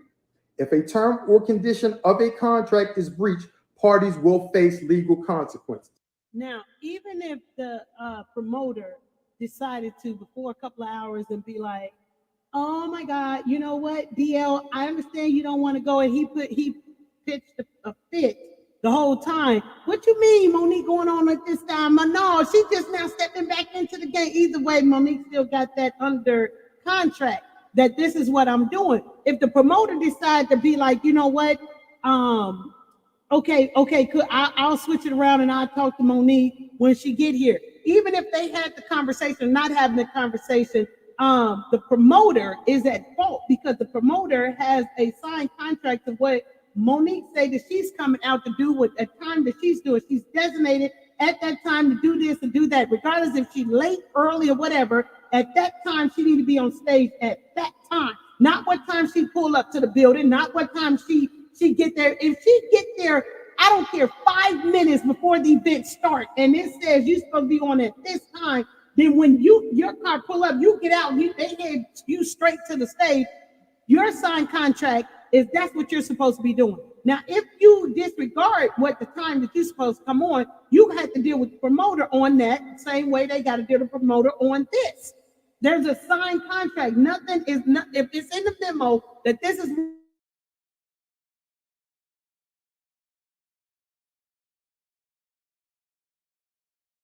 what a house or books or whatever it is you're trying to get that involves a contract. A lot of people don't like to read the bottom line. That look define the little piece in there. A lot of people don't like to read that stuff. The other person steady telling you, okay, this is what it says. It says this right here. Now sign this. You sign your whole life away because you ain't reading nothing. She has a contract. She has a contract you stand on. Regardless of what they did and how they did, she stood her ground and was like, this is what it appeared to me, y'all. Alleged. This is what it appeared to me. She stood her ground. She's like, you know what? I'm not taking this no more. I'm not going to be quiet about this. I don't care what y'all got. You want to sit up and throw a fit about, look, y'all been doing this stuff for years. I'm not doing this with y'all not like this. How I say, I'm not going to be adulting like this.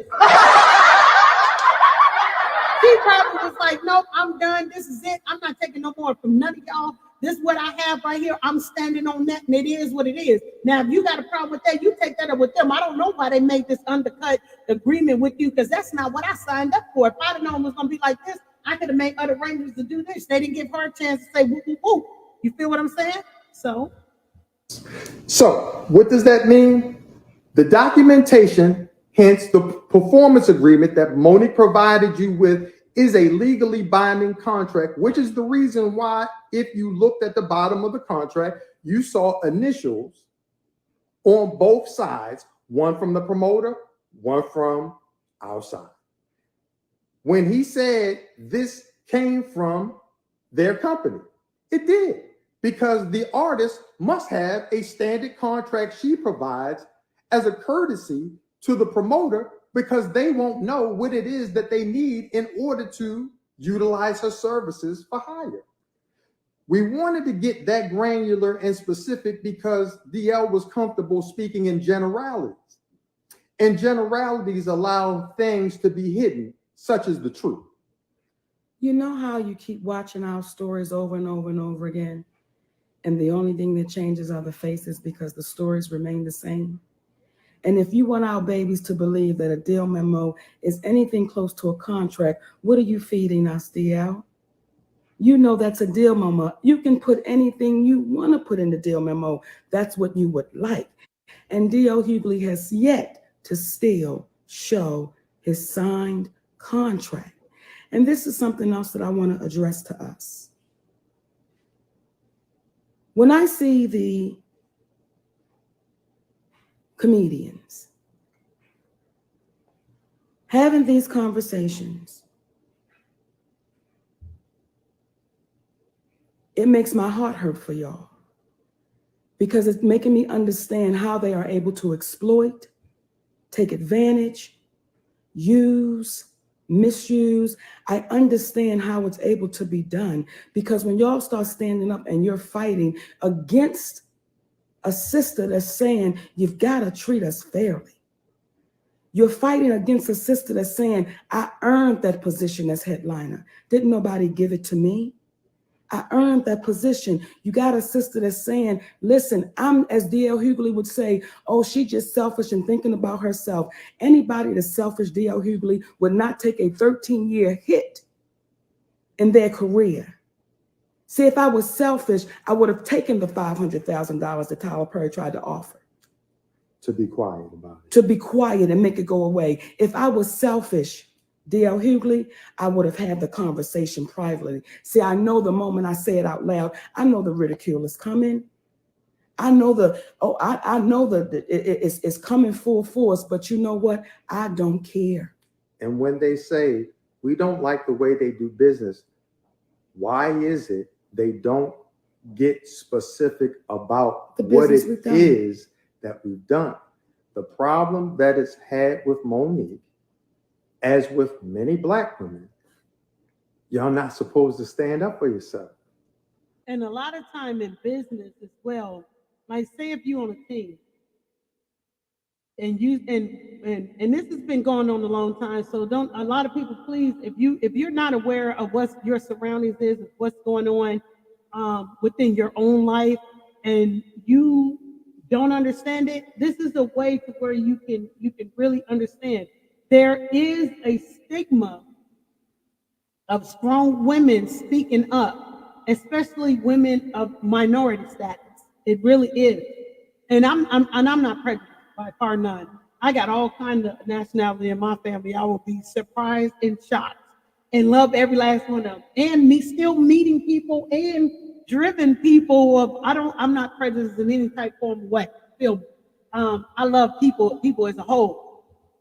But there is a stigma when a person of minority speaks up and say, hey, you know what, this isn't right. Can we try to do this? They want to remove that person instead of listening to what that person has to say.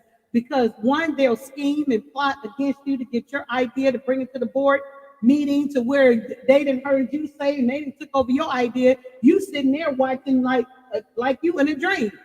Because they didn't took your idea and ran with it. Or you didn't had a conversation with somebody, they didn't took your idea and ran with it. You expecting to get a raise some kind of way, and this, it messes up your whole thing. Like, you really have to watch and pay attention. That's why a lot of people be like, let me keep it on the hush hush. Let me not say something, because people will do this. This is reality. So instead of fighting it now, you need to raise your kids up and let them know that this is what they're going to go against. This is what they're going to have to endure. People trying to manipulate them, make them feel like they're worthless, they're not nothing, because they have good ideas that somebody else is saying, no, that's not a good idea, but they're taking the idea and they're running with it. You're not supposed to stand up for yourself. If Tyler Perry says anything they ask me to do is what I do, and he's a billionaire, well, who are you to stand up for yourself? See, we know we crazy. We crazy because everything that we're communicating goes, it is counterintuitive if you're trying to get the bag.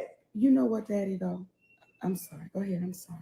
But if you're trying to get inner peace, because it's a lot of rich people out here, but they don't have inner peace. Everybody's mama, when they set out for Hollywood, say, don't forget us when you make it. I'm sorry, don't forget where you come from. That's what they say. Don't forget where you come from. Well, we come from a little place called Baltimore, Maryland. Little place called Baltimore, Maryland. But it's no different from Detroit. It's no different from Philly, DC, Compton, Arkansas, Little Rock, Arkansas. It's no different from Nebraska. It's no different from New York. Where the real people live, they can relate to what it is that we're saying. They appreciate the specificity, the specifics, the granular discussion that we're having. We are not going to talk to you in generalities. You can't ask us, do we have anything up our sleeve, because we came here wearing tank tops. Okay? We want to be transparent with you. I'm sitting next to a Black woman who you want to call selfish, but y'all forget when he brought up Lee Daniels. See, Lee Daniels has a support team that tapped into that man's conscience, that made him say, let me go up on stage and give this woman an apology. I want my friend back, because I know, and if y'all listen to what he said afterwards, it's very important. He said, I got caught up essentially in the hoopla until I realized what was important. And it took an individual. Let me tap on that for a minute. It's just like this. So, like on these YouTube streets where some people are, they get caught up into, okay, this person got more numbers. Let me go over here to this person because they got more numbers. So they must be making sense because they got a lot of numbers over here.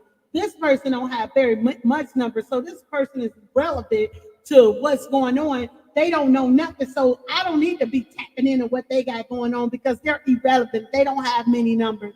And then the person with the big numbers start talking about the person with the little numbers. Well, you ain't even got much numbers. Ain't nobody even paying attention to you, and whoop, whoop, wop, wop, and all this other stuff, right? Don't mean that this person, hey, Shonda, don't mean that this person ain't knowledgeable about what they're saying because their numbers is not high. It's just that the people that's supposed to be over there with that person, they haven't arrived yet. So then you over here following a person that ain't making much sense at all, but because they got the numbers, you're just following it. Okay? You're getting caught up in the hoopla because you know, but coming out of this person's mouth ain't making sense to you, because if somebody puts you on the other side of that person's mouth and get to talking about you and tearing you down, you ain't gonna be able to handle it. But you on that team, so now by you being on that team, you're like, you know what? We got to act the same. So if they after that person, then I got to be after that person. If they disrespecting that person, then I got to disrespect that person. But on the inside of you, in your heart of hearts, you like, man, I don't feel right saying this. Man, I don't feel right doing this. Man, I don't feel right being a part of this. Until you take the stand. Now you so engulfed and drowning in it that you don't know how to separate yourself from that. You have no idea how to separate yourself because you have become so accustomed to it that you just keep following right along with it. You feel like you missing out on something if you don't keep up and follow along with it. You feel like, oh my God, well, I got it. Well, I don't want nobody to look at.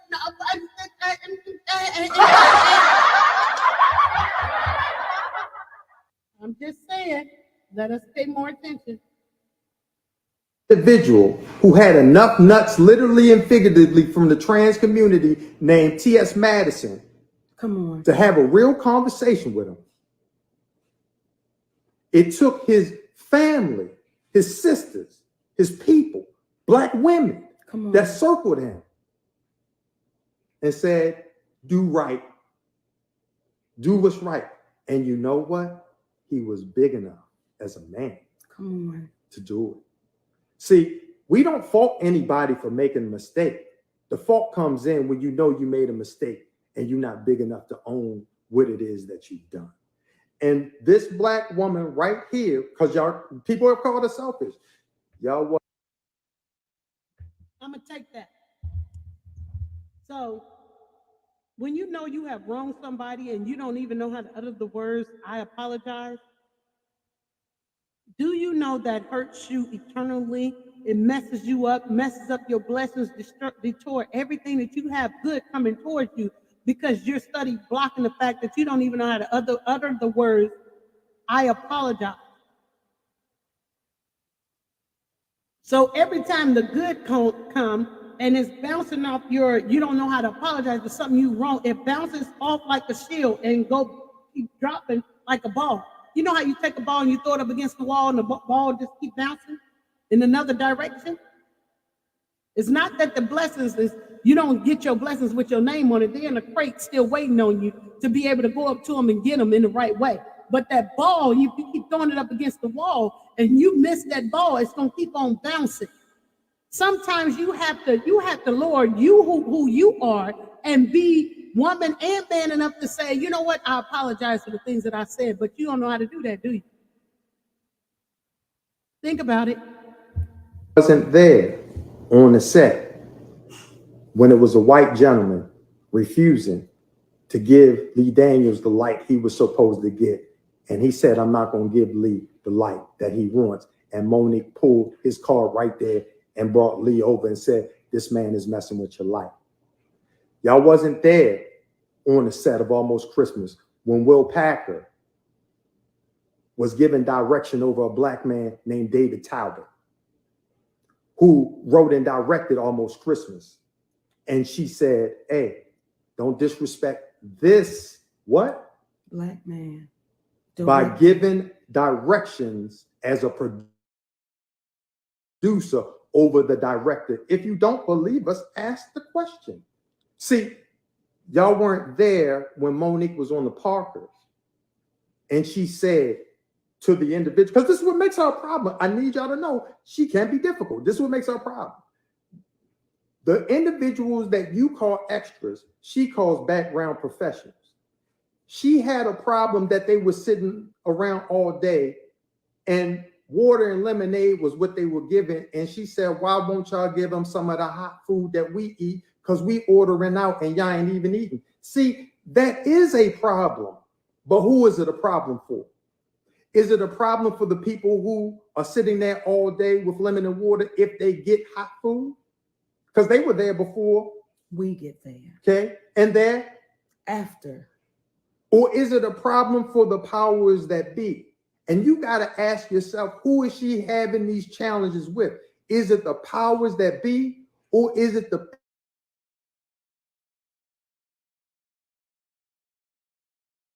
and it's the powers that be? Now, if Tyler Perry, if Oprah Winfrey had the courage to do the same thing, Monique never would have been blackballed for 13 years because they would have said, we can't ask that sister to do anything for us for free when we don't have a contract for her to do anything with us. Thank you, baby, because I want to address something. Get it. And I want you black women to hear what this black man is saying. I gave Monique a chance. D.L. Hughley said he gave me a chance. Well, here will be the question. To do what? What did you give me a chance to do? You weren't the promoter. No monies came from you.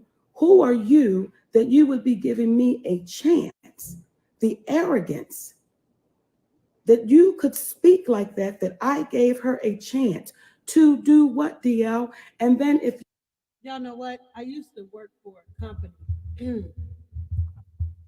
that used to put certain people, used to literally make certain people supervisors in the company that they knew that would turn on the people to get the information, so the supervisor, that person, can take that information back to the big heads so they knew who to fire, who was a difficult one, who was this, who was that.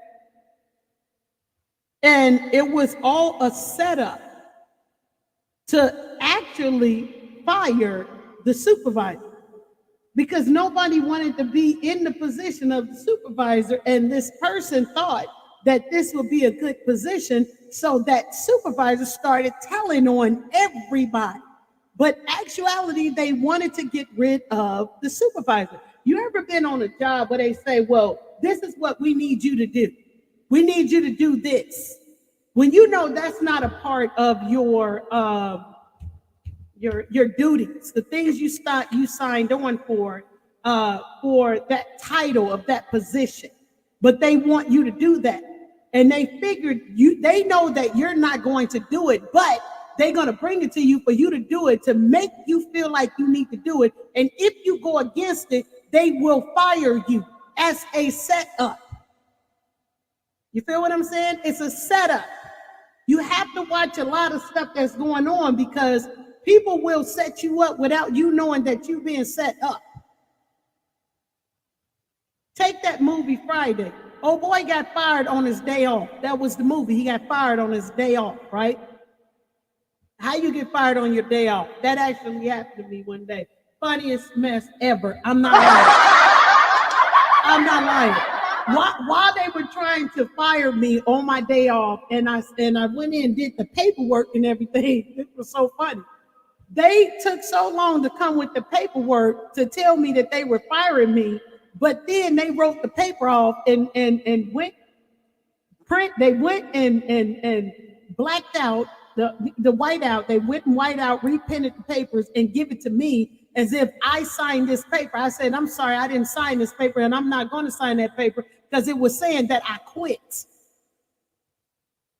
That's what it was saying. They were trying to switch a paper to say that they were letting me go on my day off, to them saying that I got that I quit because they didn't want me to receive unemployment, okay, from them letting me go because they had an off with me. Now, I ended up taking that to court. I sure did. I ended up taking it to court, spoke to a judge, everything. I did all my due diligence, got my paperwork out there together. The company was trying to, they had another company buy them out. It was so crazy. But nonetheless, I won that. I won it. I won it because I sent the judge the paperwork. I sent everybody copies of paperwork that proved I fought my own case, and I won. You got to read the fine print of things that you're reading. You have to read it. You also have to be mindful. If you're going to tell it, please don't mislead. That a lot of this stuff is they're setting you up. You have to be open and you have to be awake. People, DL and I were scheduled to do another show together. I want us to address it, and I want y'all to do your homework. If you remember the Super Bowl show that happened in LA, there was a time that DL Hughley was on that show. And then there was a time that he just wasn't. But you were the what on that show? Headliner. I was the headliner on that show. All these other times that he speaks about, it never came across our desk. So stop trying to pull the wool over the community's eyes. And what I would ask of the community, what I would beg of us, stop being so quick to jump on the bus, whichever way it goes down the street. Be brave enough to listen to what it really is, not your emotions, not what you, listen to the facts of what it is. Go back and listen to what I said. I feel sorry for your family. I feel sorry for your wife. Listen to what I said. Listen to what I said when that man said, would your husband, or that woman said, would your husband rather sleep with these people? Ricky Smiley, would you be offended if someone said that about your loved ones? How about you, Roland Martin? Would you be offended if someone asked you that about your wife? How about you, Kim Whitley? And he was also speaking in reference to wanting to give Monique a chance, and his people had warned him against it, as if he had some sort of prophecy seeing into the future ability. Let's clarify why he felt that way. Why did he feel that way? See, there was a show that he was doing on TV One called the DL Hughley Show. Yes. They reached out to me to ask if Monique would come on the show. I informed them, per her statement to me, that she would not be coming on the show. Come on. Okay. Thank you. Mhm. Okay. You got it, sweetness? Okay. They then came back and asked, why? I said to Monique, would you like me to tell them? She said, please do. I expressed to them, Monique did not feel comfortable going on the show with an individual or supporting a man that she thought was a friend that would blindside her with the question that was ultimately putting our people down. So it was at that moment that DL knew there was a problem between Monique. But if you notice, he never made mention about that. Why not? This is a thing too. I'm going to say this again. A lot of people be thinking that they in good standards with you when they feel like they can say whatever they want to say about you and to you, about your family or about whoever, and not apologize. They feel like I can say whatever I want to say. Okay, that argument is over when that's done. People remember what you said when you said how you said what you said about their loved one. People remember that. Remember, this is what they're talking about. When Monique went to the radio station, DL Hughley station, and they played the little game, what if? What if your husband slept with this man with not a condom, but slept with this woman? Slept with this man with the condom and slept with this woman without a condom. What do you think? Monique said, hold on, wait a minute. I don't think DL allows this to happen for you guys to be questioning me like this. Let me talk to him. DL, can you do something about this and not play this? Can you whatever? But that's not what went on. Like, a lot of stuff happened and thought that the ball was going to be dropped because now everybody into making money, got the shows and this and that and the other. That ain't what that is. You said what you said. You offended me. You disrespected me, my husband, my wife. You disrespected us as a whole. You think I'm going to forgive you because you didn't ask me for forgiveness. You swept this thing underneath the rug as if nothing happened. I was just supposed to go with what you said because you said what you said and that's it. Like she said, when I came on to the show, I came on intentionally ready to serve him. That's what she said. Monique said that out of her mouth. I came on intentionally to serve you up some of this. Because I'm tired of hearing what you're saying, what you're doing, how you're doing it. See, we get into the specifics because we don't have anything to hide. I'm sorry, Daddy. The way DL Hughley is playing it is as if I just came from out of left field and just jumped on this man. No, DL. See, what you can't erase are the interviews. You can't erase your words. Those are your words. You can't erase calling me mentally ill. You can't erase calling me all of these slick things, brother. That's what you said. And now you tender. Now you're trying to trick our community. So when you're talking about I turn people against you, no, DL, you do a fine, mighty job of that yourself. And what happens is when you get your own medicine, now we sit here. And I want to address something else, Daddy. When I listen to people like DL Hughley, and he says, and calling him daddy, that's so weird. And I listen to the people like the Breakfast Club. This daddy thing, that's so weird. And I listen to some other people. Isn't it weird that they got us thinking love is weird to each other? Baby, I told y'all before, I call my honey. We got different names for each other. Lovers have different names for each other. I told y'all this once too many times before. People get into relationship just to learn how to love. They do not know how to love and just being in a relationship to love. So when you get people that are secure and passionate about their love and they're secure within them and they love with each other and they just express who they are, because a lot of people think like this. I don't know about y'all, but a lot of people think like this. I don't know what I would do if you wasn't in my life.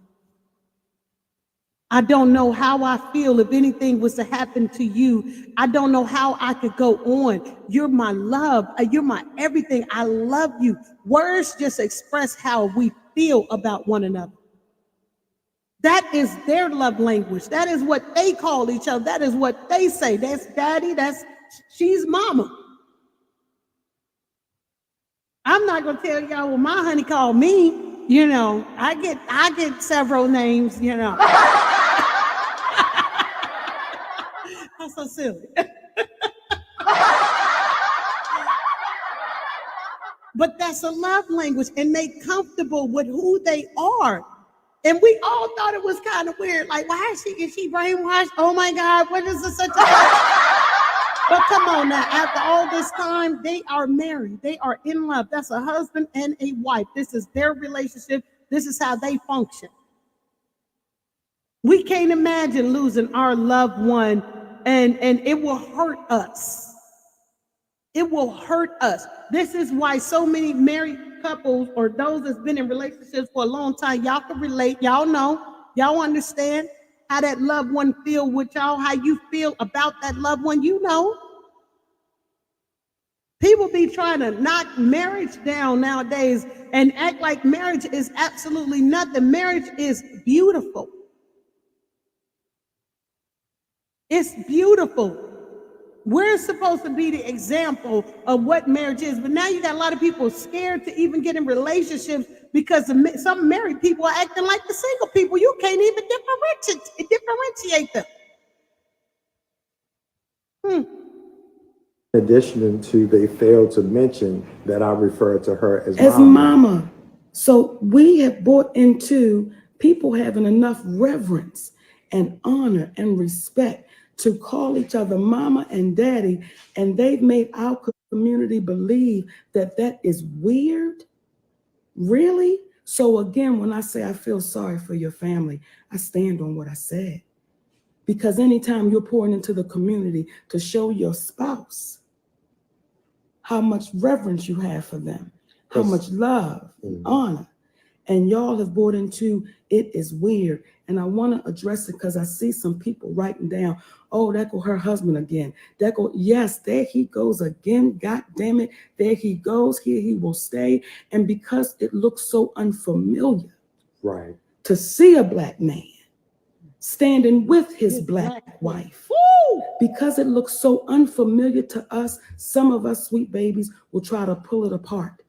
But I've been discredited on this social media because of me and my husband's marriage. You understand what I'm saying? My husband and I, my husband is my.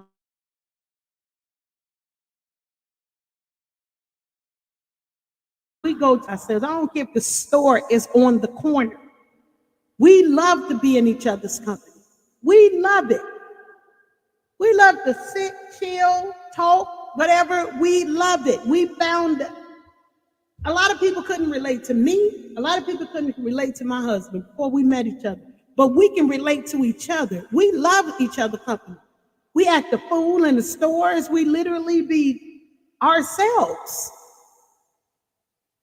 When you find that person that you can be comfortable with, you're going to realize how much what love really is and how it affects your inner and your outer scope of everything. I find myself doing stuff that I never even done before. I cook differently. I slay with love in the kitchen. Hello. Don't do her. And that's out of the love for my husband. I literally be cooking savory foods and just like learn how to love. First, love yourself so that love will shine forth. And when that person come to love you, you're going to know exactly how to love that person. Or either you're going to learn on the journey in which you guys have together, your love journey. You're going to learn it together. When you get pulled up by Miss Sherilyn in the Whole Foods and she grabbed you by your arm and she pulled up her girlfriend who easily was in her early 70s, and they say, we proud of how you stay by that black woman. We proud of what y'all doing. We can take all the ridicule, all the insults from anyone. What we trying to imply and confirm for individuals that are together, utilize your mate, because the system, the business, the world is designed to divide us. And y'all know that the world system is designed to divide families and lovers. You get on a certain type of program. Are you married? Oh, I'm sorry, you don't qualify. Is the father is the kid's father in the home? I'm sorry, you don't qualify.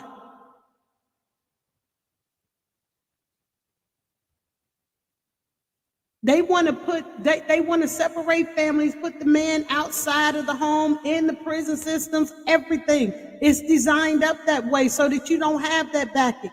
It's very rare, but when you run across them rare couples and they like that, you need to be asking how to get that knowledge. I love coming on here talking about relationships because here's my selfish part right here. I'll tell you what my selfish part is.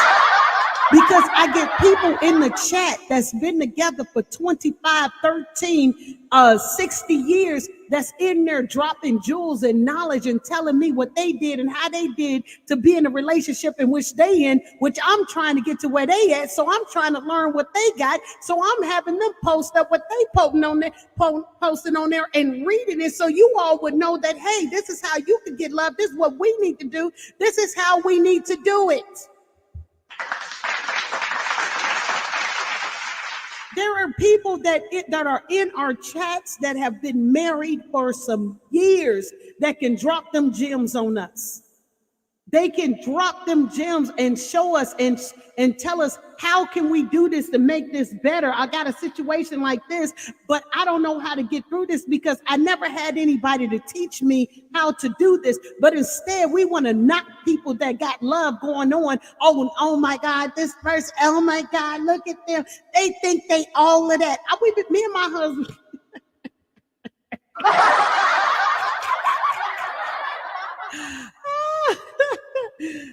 Me and my husband got some haters, y'all. I'm not lying. I'm not lying. We do. It's about 5 of them, and they're on this YouTube. I think it's about 3 to 5 of them. I'm not lying. Like, I'll post up some stuff, right, in the little shorts. But then I'll post up something about me and my husband. They be in there hitting the thumbnail down. We don't know y'all. We don't know what y'all got going. So me and my husband be laughing, and my husband be like, "Hey, honey, hey, you're not making it unless you have haters." This literally have me and my husband be joking, but it's like for the most part, people could see us and they understand us, and that's what help to make us who we are as we stand up as the Currys. And that's what they're saying right there. That's what they're saying. You see a couple, you like what they have going on. I mean, you ain't gonna get that, but you may get something different, but still learn from that couple to see what you can get from it to be a better you, to be able to love better. You know what I'm saying? I'm just saying. The individuals that you've seen talking about the poor treatment that women get in this industry, how come you never see their management with them? How come? And the reason is, it is not in the best interest of management to speak to the bias that is attached to their Black artists. And the reason being, they are beholden to the studios. Because as Monique was told by a former manager of a larger agency, and I witnessed it, he said, it is in our best interest to be on the side of the studios. Why? Because artists come and go, but the studios still stay. And when y'all are saying Monique called DL, I have no reason to call DL Hughley. If D.L. Hughley would like to talk to me and my husband, there's an open invitation. We would love to come on the show. But see, I didn't open up the door to this. D.L. Hughley opened up the door. Now you want to run and hide and close it. And now you want to talk and act as if you have been victimized. That's where the shame should come in. That's where the shame and the embarrassment should come in. See, there's no interviews y'all can find of me speaking about D.L. Hughley. There's not one interview in the history of interviews that you will find me speaking ill about D.L. Hughley. Not one, but there are several out there of him speaking of me. And others. And you're right, Daddy, because it ain't personal. And others. You run your mouth. And now I would like to address the dog and your dad, because I always want to make sure I'm playing folks fairly. See, really read what was written in reference to you having a support dog. Really read it, my sweet babies. Don't let a person like D.L. Hughley cloud your head on what he wants you to know. The words are there. The words are a person that would need a support dog is a person that should never speak ill about anybody because they have their own concerns and issues that they're dealing with. Now, when you speak about your children and your family gave you that dog because you were really close with your dad and the love that y'all have, and you want to keep him with you all the time, I respect that. And I hope that your dad told you, son, don't mess with people that's not messing with you, because you're going to get your ass handed to you. I hope your dad shared that with you. So as you're walking the dog full of love in reference to your dad that is respected, I hope you take the principles and the morals and the values that Mr. Hughley fed into you to say, hey, brother, treat people like you want to be treated. Now, you treated Monique like you wanted to be treated. You talk shit to that baby for years, and then Saturday night, you got tender. That's just like people that are around us. As we see them doing wrong or saying ill will things or wrong things, but yet they have something going on with them. That's what she's trying to say. It's like, how can you involve yourself into this and you have something going on? It's going to make you sicker. She was under the assumption that D.L. Hughley needed the dog that which he had. It was just a dog that was for his dad, but it's still a good dog. I don't know about you all. When you guys see dogs, a working dog is what they're called.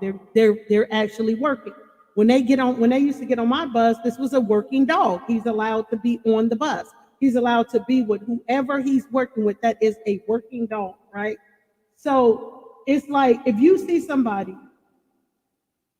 they're going through whatever it is that they're going through, pain or whatever, the more they have inside of them that is not right, it's going to make that person sick. You feel what I'm saying? It's going to, when I had my stroke, speaking of me with my stroke, right before I had my stroke, I was engaging into something that was just like, oh my God, it was toxic to what I had going on, which caused me to have a stroke. And main thing was this company that I'm dealing with, like this what caused me to have a stroke, overpowering me, that it caused me to become sick, that I end up having to have a stroke, take medication in the hospital and everything like that. I had to back up. Well, my husband helped me to back up, regroup, and not get involved into anything and just learn how to relax. And that's what we have to do sometimes. How does that make sense relax. For all the comedians that's watching? What are we teaching them, DL? Are we teaching them it's okay to act that way? For the older veteran comedians that got involved into this conversation right here and y'all started speaking foolishly, what are we telling the babies coming behind us? See, that's important to me. I know for some of y'all, it ain't important to y'all. You got yours, they got theirs to get. It's important to me what they see. It's important to me that they did see that contract. I'm glad you showed that contract. Sweet babies, if you are your own business, you should have your own contract. I don't know what kind of business DL does, that he would have a deal memo and say that that is a contract.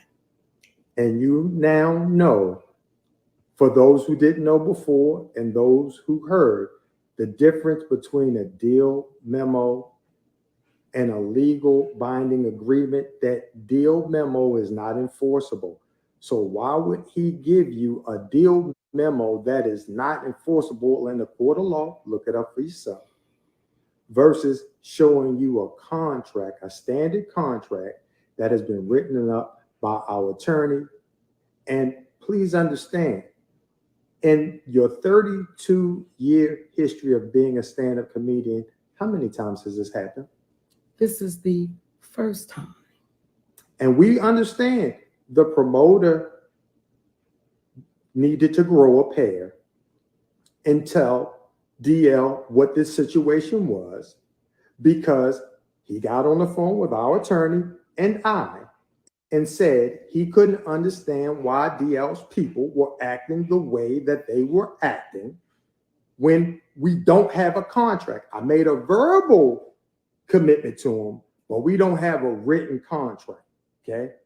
Now, I don't know about you in 2022, because we don't have horses tied up to a stick outside for them waiting for us, where a handshake and your word supposed to mean something. The man said, I didn't have a contract. Now, he could have been lying, but DL provided you with a memorandum of understanding. A memo is what it said. You A lot of time in business, a lot of people when they work together for a long time, sometimes it's just word of mouth is good. Okay, hey, what time you need me to be there? Okay, I got you. I'm gonna be there at that time and this and then the other and woo, woo, woo, woo, woo, woo. I'm telling y'all right now, I'm telling y'all I'm speaking this thing into existence, okay? That is what I'm doing. If and when the time comes and you all want me to do a meet and greet and you want to bring me to your area, I'm going to need a contract. I'll be glad and willing to go. But I'm going to need a contract. Real talk. I don't care if you bringing me what time. Listen, I'm going to need a contract because it's 2022. You feel me? Word of mouth is good when you're working with the people that you know and however y'all do. But baby, I'm gonna need a contract because this right here, Monique just said, this only happened to her once because they thought that she was gonna probably go along with the same program as everybody else. She's like, no, I got a legal binding contract that will stand up in the court of law that my attorney drew up. I'm not saying that you may have a contract, you may not have a contract, but can you show us? Because this is what my contract says. So it's contract against contract. You showed a memorandum, but you didn't show a contract. Me, I'm telling y'all right off the bizzle.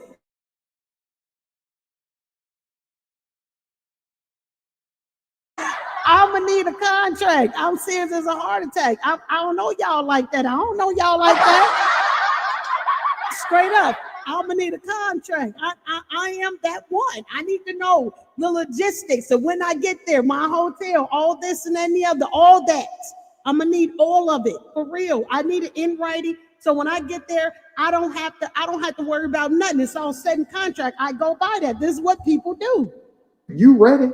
They go by the contract to get it done. That way there is, by the time when they get there and they know what they have to do, there is no if and buts about it. This is what we doing. This is what we have for you. If you say you're going to have me a type of meal, don't flake on me with my meal because I get hungry.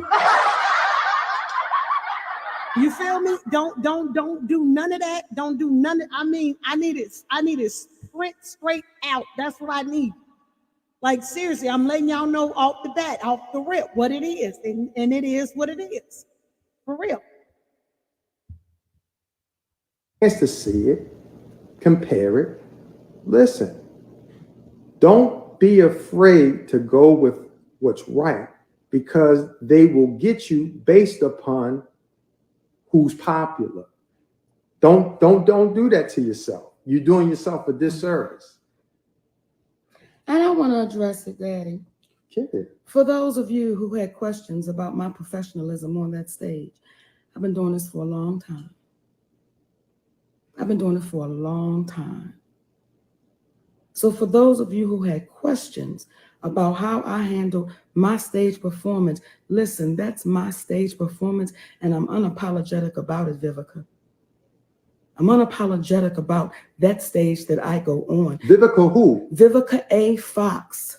I'm unapologetic about what I do. I don't know what's going on with that, but I need to hear that one. What you are not is a stand-up comedian by far. So for you to have any questions about it, ask somebody that can really educate you on what that stage is, not someone that want to host and take female comedians around and get paid off of their craft. See, I don't mess with anybody, y'all. And a lot of individuals that have had a lot to say have been individuals that have confided in Monique. They were friends. Through the years. Like Sister. Like Sister Vivica, like Sister Kim Whitley, like through the years, y'all. So it is important for me to say this. It is important for me to talk to the little girls who is not here yet. It is important for me to talk to the babies who's in the 7th grade and 8th grade and 9th grade, and they thinking about getting in this business. It is important for me to let y'all know what to look out for. I'm obligated to do that, and I'm gonna tell you why. When y'all gave me the title of auntie, I didn't ask for it. I didn't sign up for it. I didn't campaign for it. I didn't write a letter. That's what you babies begin to call me, and I took it as an obligation. And an honor. And an honor for a community to now look at me as a 54-year-old woman and call me auntie. So my job is, and I'm obligated to say, this is what you must look out for. This is what you must watch out for, because people that you welcome into your home, people that you break bread with, people that has cried. I hit the wrong button. You know what? I like the way that she says that right there, that the reason, and if you notice in what she's saying, a lot of things is community, community, community. This is for our younger people. This is for people that's coming up behind us. This is for generation. This is the legacy that we leave behind. I told you, I shared this with you guys before as well. When whatever we say on these worldwide web that's not going anywhere, your lineage and other people's lineage will be able to go back and look at what you said, how you said it, was it right, was it wrong? Oh my God, that's humiliating. I can't believe that my grandparent or my great-grandparent said and did this and how they did this. They're going to look at all of that. And you're going to be looking beyond what they're looking at, and you're going to be like, oh my God, I can't believe I did and said, oh my God, they're going to get hurt by this and that. And some people get ridiculed. Some kids get ridiculed for what their parents said or what their grandparents said. They're going to have to walk in your shoes, and is your shoes built or fit enough for that generation to walk in? I'm just going to leave that there with you. On your shoulders, baby. You cannot be in your feelings when they go across the street and get on the bus to say, well, now we're going down to the left. It ain't personal. It's just what it is when you know the history of Hollywood. However, what I want y'all to know about me, it's important. I am not the sister. I'm making sure that it. Can y'all still hear us? I want to make sure we didn't. If you can still hear us, say yes. Yes. What I am not is the sister that you can poke, that you can say what you want to say, that you can make fun of and you can joke, because what I am is a comedian. What I am is a comedian. That's what y'all forget. And see, Vivica, when you questioned and you said you side out of the audience about them saying they were clapping for me and how could she do that? Were you listening to the audience in front of me? They were entertained, sister. They were laughing. Some were standing. Some were hollering. They were enjoying themselves. So I hope now you don't take what I'm saying to you personal, because I don't take it personal. I just want to address it so that maybe y'all will think twice before y'all start speaking on people's lives and their decisions, because you have your own issues. And we have to stop being comfortable with hearing the tea spilled on someone else, but now you are uncomfortable with a Black woman sharing her own personal experiences. Yes. She ain't dropping dimes. She ain't spilling the tea on nobody else. She's not spreading a rumor on somebody. That we're comfortable with that. She's telling to you, and she's speaking to you in reference to how do we avoid the pitfalls that's out there designed to catch us up. How? So June 18th, I'm going to be in Raleigh, North Carolina. Come on. At the Duke Energy Center. And will I have some shit to say? Yes, but I keep the stage the stage. I keep this. When we talk to our community, it's in nothing but love. And I love us for real. Despite what y'all want to think, I even love the ones even more who don't get it. I love the Black women even more who tell me to shut up and sit down because I know I got to fight for your babies. Because you damn sure not. You damn sure not. So for every person out there, every Black woman out there, I'm speaking to us. Every woman out there, be unflinching in your position. Be unwavering in your position, and don't let a damn soul bully you. I don't care who it is. Let them know when they run into you, they running into a wall. So D.L. Hughley, you ran into a wall, brother. You ran into somebody that said, I ain't taking that land down. And when you run into an individual, because people don't understand why Monique is the way that she is. See, when you run into an individual, because you wanted to tell your story in reference to the dog and your history and things of that nature, and that's fair. You're looking at a woman that was molested at 7 by her brother, her older brother, okay? 15, 16 years old. Then that brother walks her down the street and lets 2 other of his friends do the same thing to her. When she gets old enough and understands the level of violation that she experienced without her mother and father coming to her aid,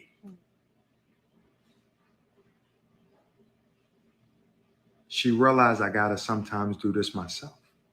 I gotta fight. I'm not gonna let nobody else take nothing else from me. The only difference now is daddy and mama, we're going to stand together in this and let folks know that's what you're supposed to do. They got us fooled in believing what we're doing is wrong. No, we're supposed to stand together and uplift our community. And Black men out there who out here attacking these Black women for taking a position, that's a sign of weakness. That's a sign of weakness. And I want to shout out the good brothers like David Banner. Come on. Come on. I want to shout out the good brothers like our main man from Full Force, Bow-Legged Lou. Come on. Who always shout us out. Come on. Okay, they support it and say, stand strong. Come on.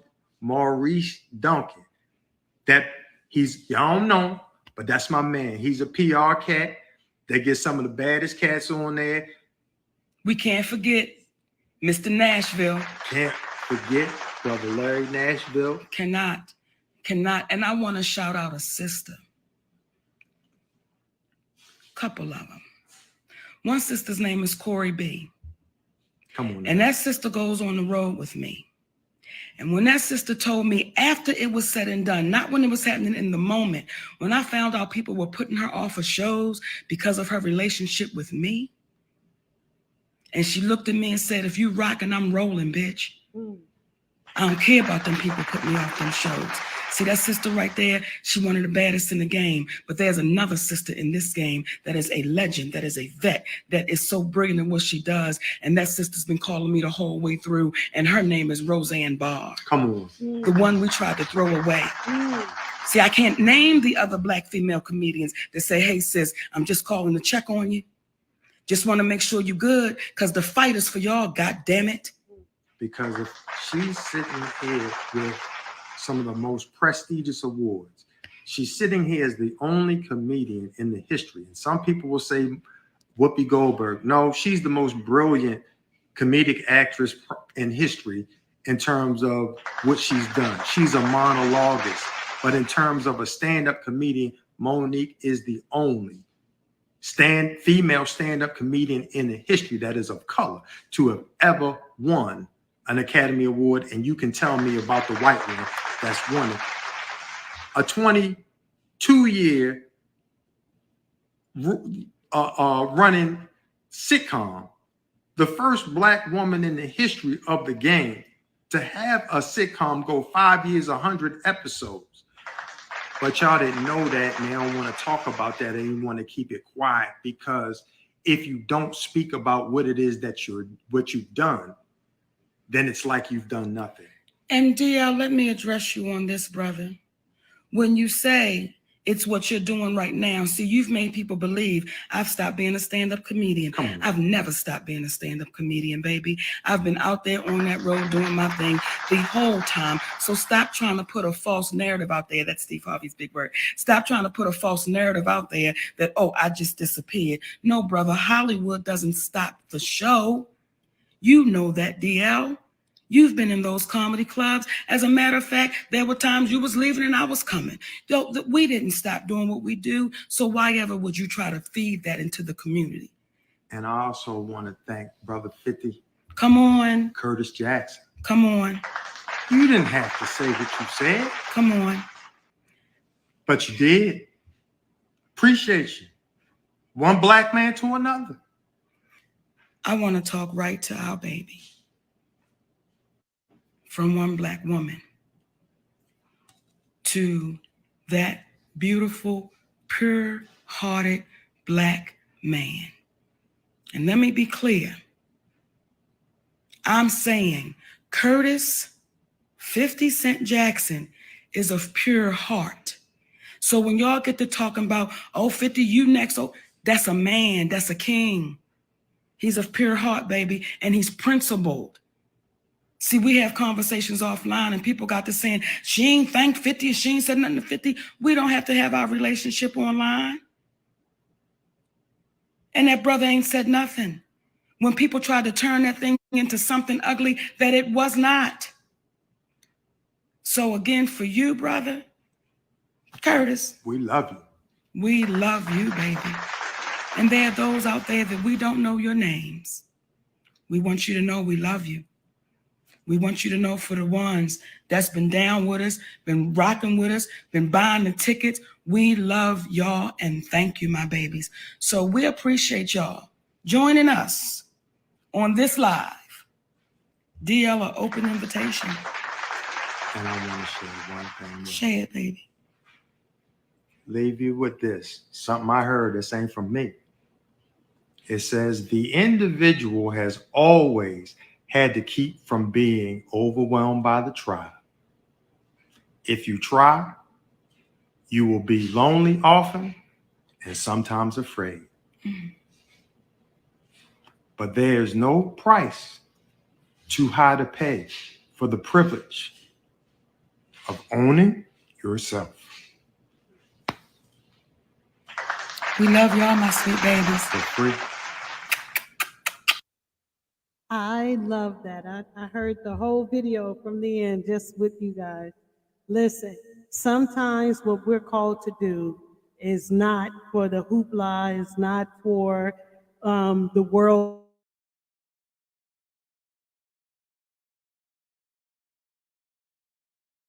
It may get lonely, like they said, but this is truth, y'all. It may get lonely, but you have to trust the process in which you are called to do and continue to do. When I tell you God will bring you people that will bless your whole mind, your heart, and your soul, when I tell you that the impossible will become possible, when I tell you that doors that was closed to you will be open, when I tell you that the things that you thought you couldn't do or couldn't have will become possible to where you look at them in your face and able to touch them, when I tell you that God will still bless your life and you can still bless your life and bless others' life, I'm a living witness to all of that. Do not give up on what it is that you desire to do. Stand for something, or else you're going to fall for anything. You are a leader. You are uniquely and wonderfully made. You can do and become anything that you would like to come to be. Okay? Thank you guys for joining me. I know this wasn't what everybody thought it was going to be. This was just I like to find the message in the lesson. I got to go through DL's information too and find his stuff as well. I would like to see this brother and this sister work it out.